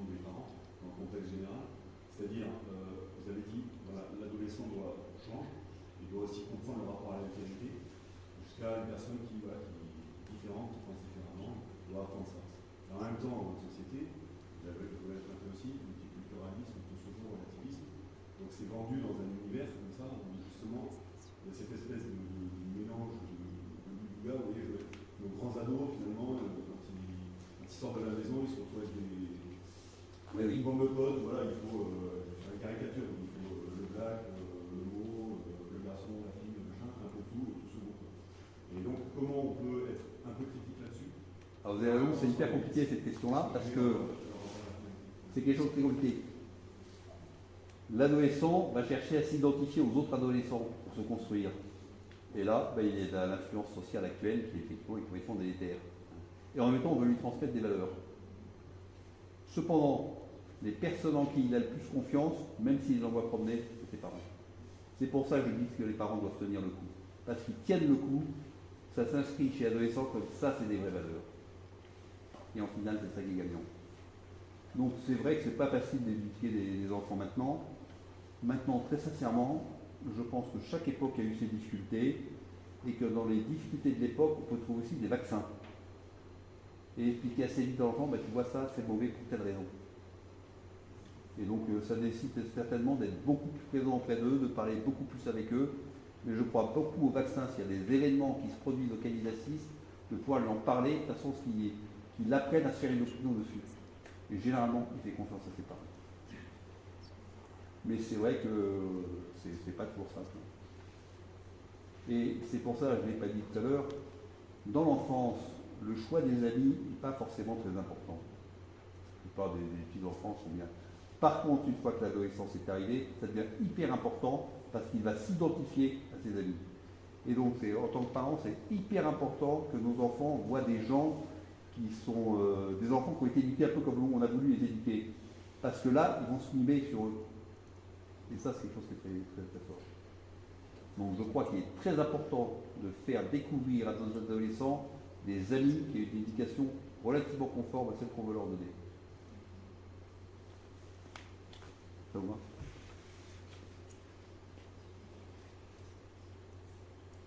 Oui? Je m'interroge sur le type de relation à avoir en tant que mère avec un garçon qui quitte ses études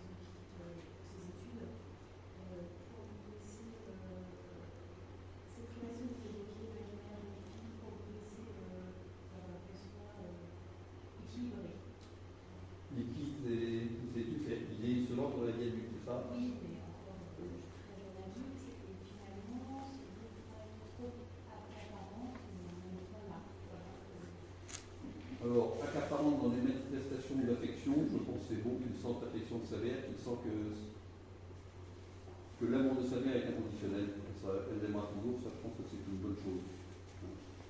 En revanche, parce que la mère va montrer qu'elle respecte énormément les décisions qu'il prend, elle va lui permettre de courir cette autonomie. Vous reparliez un petit peu de la querelle belle-mère-belle-fille. Alors effectivement, je l'ai esquissé tout à l'heure. Qu'est-ce qui se passe là-dedans? La querelle belle-mère-belle-fille, c'est un homme, lorsqu'il est en présence de sa mère, il retrouve ses réflexes d'enfance. Il y a 20 ans qu'il a vécu avec sa mère, donc il retrouve ses réflexes d'enfance. On a tous ces tentations-là. S'il retrouve ses réflexes d'enfance, qu'est-ce qu'il va faire? Il va solliciter les réflexes paternels de sa mère. C'est hyper puissant, les réflexes paternels. Mais comme les réflexes paternels aussi, d'ailleurs. On ne réfléchit pas, l'enfant nous sollicite comme un enfant, c'est plus fort que nous, on agit comme un parent. Voilà. Donc c'est ce qui se passe, c'est ce genre d'hommes, ils vont continuer à solliciter les réflexes paternels de leur mère. Mais du coup, la mère va agir, mais au bout d'un moment, qu'est-ce qui se passe chez la mère? Elle dit, mais qu'est-ce qu'elle fout l'autre brûle à côté? Elle ne le comprend pas, mon fils. Moi, je le comprends, mais elle ne comprend rien. Et l'autre fille à côté, la femme, qu'est-ce qu'elle a? Elle n'a de place que parce qu'elle est l'épouse. On n'est pas l'épouse d'un enfant. S'il se comporte comme un enfant, elle n'a plus de place. Donc, effectivement, les deux femmes vont se supporter. C'est pas possible autrement. Parce qu'aucune des deux ne peut se positionner correctement par rapport à cet homme. J'ai toujours corrigé ça de la même façon. J'ai dit au couple, vous allez affirmer devant votre mère ou devant votre père, d'ailleurs c'est pareil, votre couple. Ce n'est plus vous qui allez vous présenter, c'est votre couple qui va se présenter. On n'a pas l'attitude, on ne peut pas avoir des attitudes de parents face à un couple. On a l'attitude de parents face à un enfant. Mais s'il arrive avec sa femme et qu'ils se tiennent, j'ai envie que vous tenez les mains dans la main, par la hanche, par l'épaule, comme vous n'importe quoi, mais vous montrez que vous êtes un couple. Ça détruit les réflexes parentaux. Et là, les choses se remettent en place. Et donc, mais ça, c'est un mouvement que doit faire le jeune couple. C'est pas vous en tant que mère qui pouvez faire ça. Vous, je vous dis, si vous n'allez même pas vous en rendre compte, s'il vient solliciter un réflexe paternel, il va se déclencher. C'est plus fort que vous. Mais pareil pour un père, un enfant qui vient solliciter mon réflexe paternel, je vais le conduire comme un papa, c'est pas possible autrement. C'est inscrit en moi. C'est pour ça que ça peut être que le jeune adulte qui se positionne comme un adulte. C'est pas nous qui pouvons le positionner. Il y a une logique derrière ça. Je sais pas si ça répond à votre question. Oui.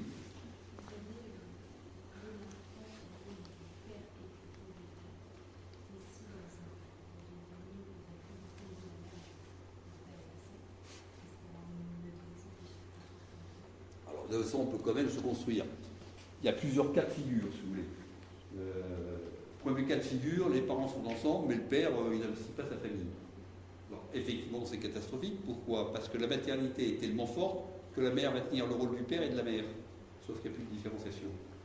Donc il y a tout un équilibre chez l'enfant qui est rompu, qui va être difficile. Là, je suis désolé, il faut goûter les fesses du père. Tu as une place, faut que tu la tiennes. Deuxième configuration, le papa est décédé, par exemple. C'est pas du tout pareil.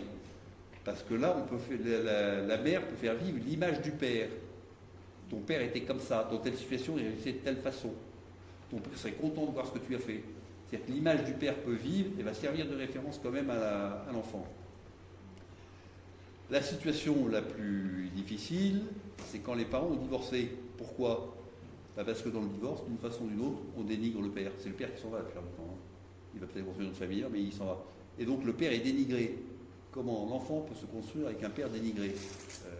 Oui, c'est pas étonnant qu'ils disent tous que ça a entravé leur développement. C'est pas rédhibitoire, mais c'est une entrave au développement.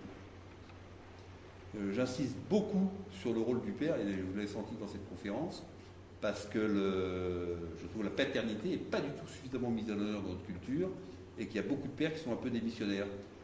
L'attitude de beaucoup de pères se dit, finalement, la mère, elle sait faire, manifestement, elle s'occupe bien des enfants, moi je m'occupe d'autre chose. Pas non. Il y a un rôle indispensable du père, il faut absolument qu'il prenne sa place. Je ne peux rien contre ce phénomène sociétal. En revanche, je ne peux que le dire dans mes conférences que les mecs, il faut tenir la place.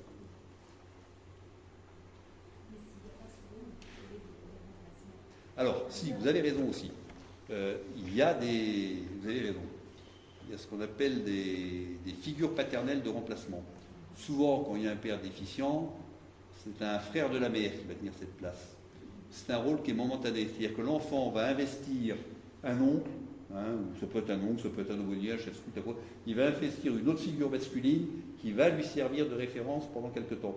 Ça a duré 3-4 ans, puis après il va le lâcher, il va en prendre un autre. Et c'est important, effectivement, dans le cas d'une déficience complète du père, d'amener face à l'enfant d'autres figures masculines. Et je vous dis, le plus fréquent, et c'est le frère de la mère. C'est une figure masculine qui fait ça bien volontiers, il se rend compte qu'il représente quelque chose pour ses neveux, et il est prêt à jouer le jeu. Sachant que c'est l'enfant qui décide là-dedans, et que de toute façon c'est momentané. Ça va durer 3-4 ans, puis après il changera une autre figure. Mais quand nous regardons notre enfance, on se rend compte, nous les hommes, la plupart du temps, que nous avons pris des figures masculines de référence à l'extérieur de la famille, ou qui n'étaient pas uniquement celles de notre père. Et c'est pas forcément malsain. Ça répond mieux à votre question. Oui? On voit tous à peu près quand on commence l'adolescence, on ne voit pas toujours forcément quand elle termine. Vous avez dit tout à l'heure que c'est l'enfant qui doit se prendre en main, qui doit faire sa métamorphose. Oui. Il faut donner tout ce qu'il faut donner chacun une mission respective de société. Mais est-ce que si ça traîne ou si c'est trop rapide, il faut un peu. Trop rapide, c'est rare. Généralement, ça traîne, c'est discuté. Trop rapide, c'est qu'il faut que ça se passe bien. L'autonomie qui veut se transformer. Vraiment, franchement, en indépendance. Ah, mais justement, l'autonomie, ce n'est pas l'indépendance. C'est deux choses totalement différentes. L'autonomie, j'ai envie de définir comme ça, c'est ce qui nous permet de rester libre dans une dépendance.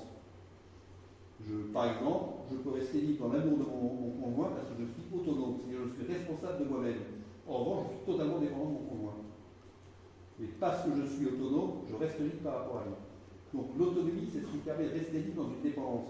C'est très important, vous touchez là un problème de fond, toute cette terreur de notre culture sur la liberté, qui confond liberté et indépendance. Ce sont deux notions différentes. Nous sommes des êtres heureux de relation, nous sommes donc des êtres de dépendance. Comment rester libre dans la dépendance? Justement parce qu'on est autonome, on est devenu responsable de soi. Donc ça, effectivement, c'est une grave question culturelle actuellement qui n'est pas réglée, qui touche d'ailleurs tout le problème de l'autorité. Mais j'ai envie de dire, ça fait déjà 2-3 générations qu'on est plongé dedans, au moins. Notre culture n'arrive pas à se dépatouiller de ça.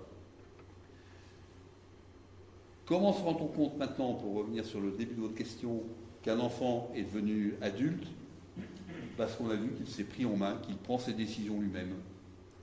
Il peut nous en parler d'ailleurs de ses décisions, mais on voit bien que les décisions qu'il prend sont cohérentes, ça va. On peut lui donner éventuellement un conseil, et je rappelle qu'un conseil, ce n'est pas une directive, mais un conseil, c'est fait pour faire réfléchir, c'est pas pareil.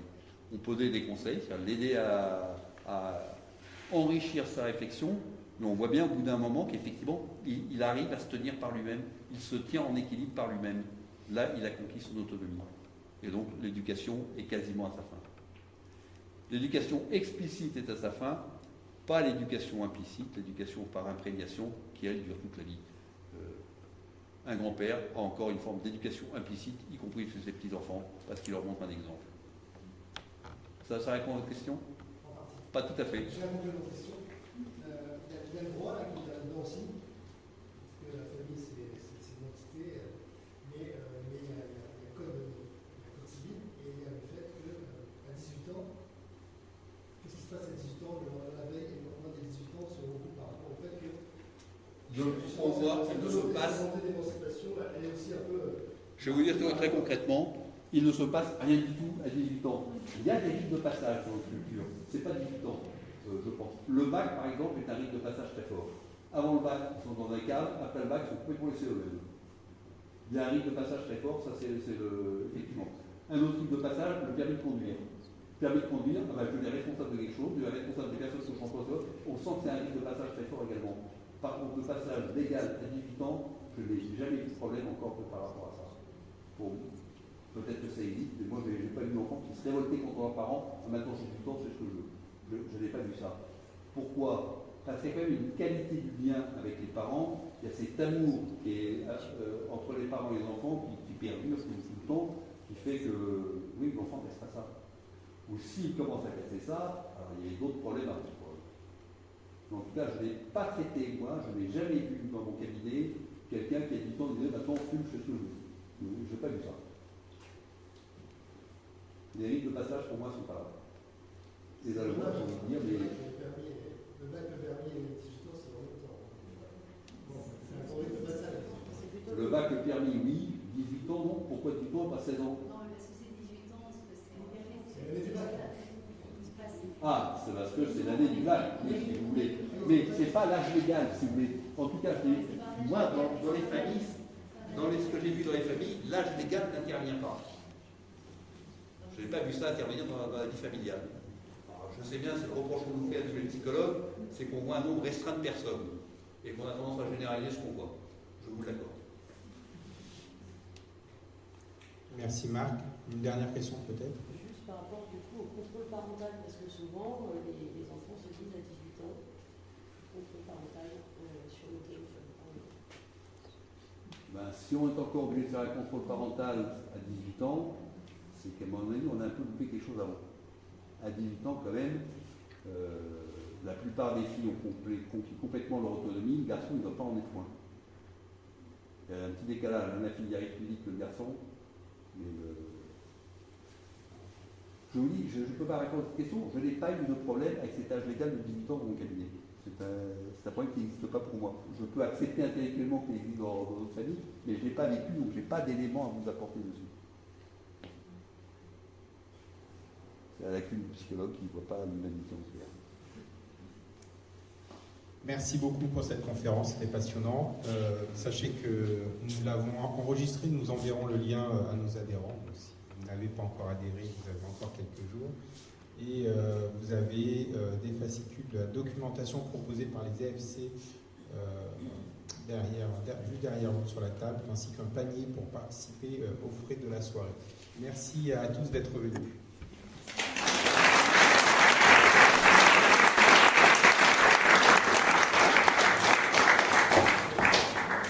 Merci. Oui, on va.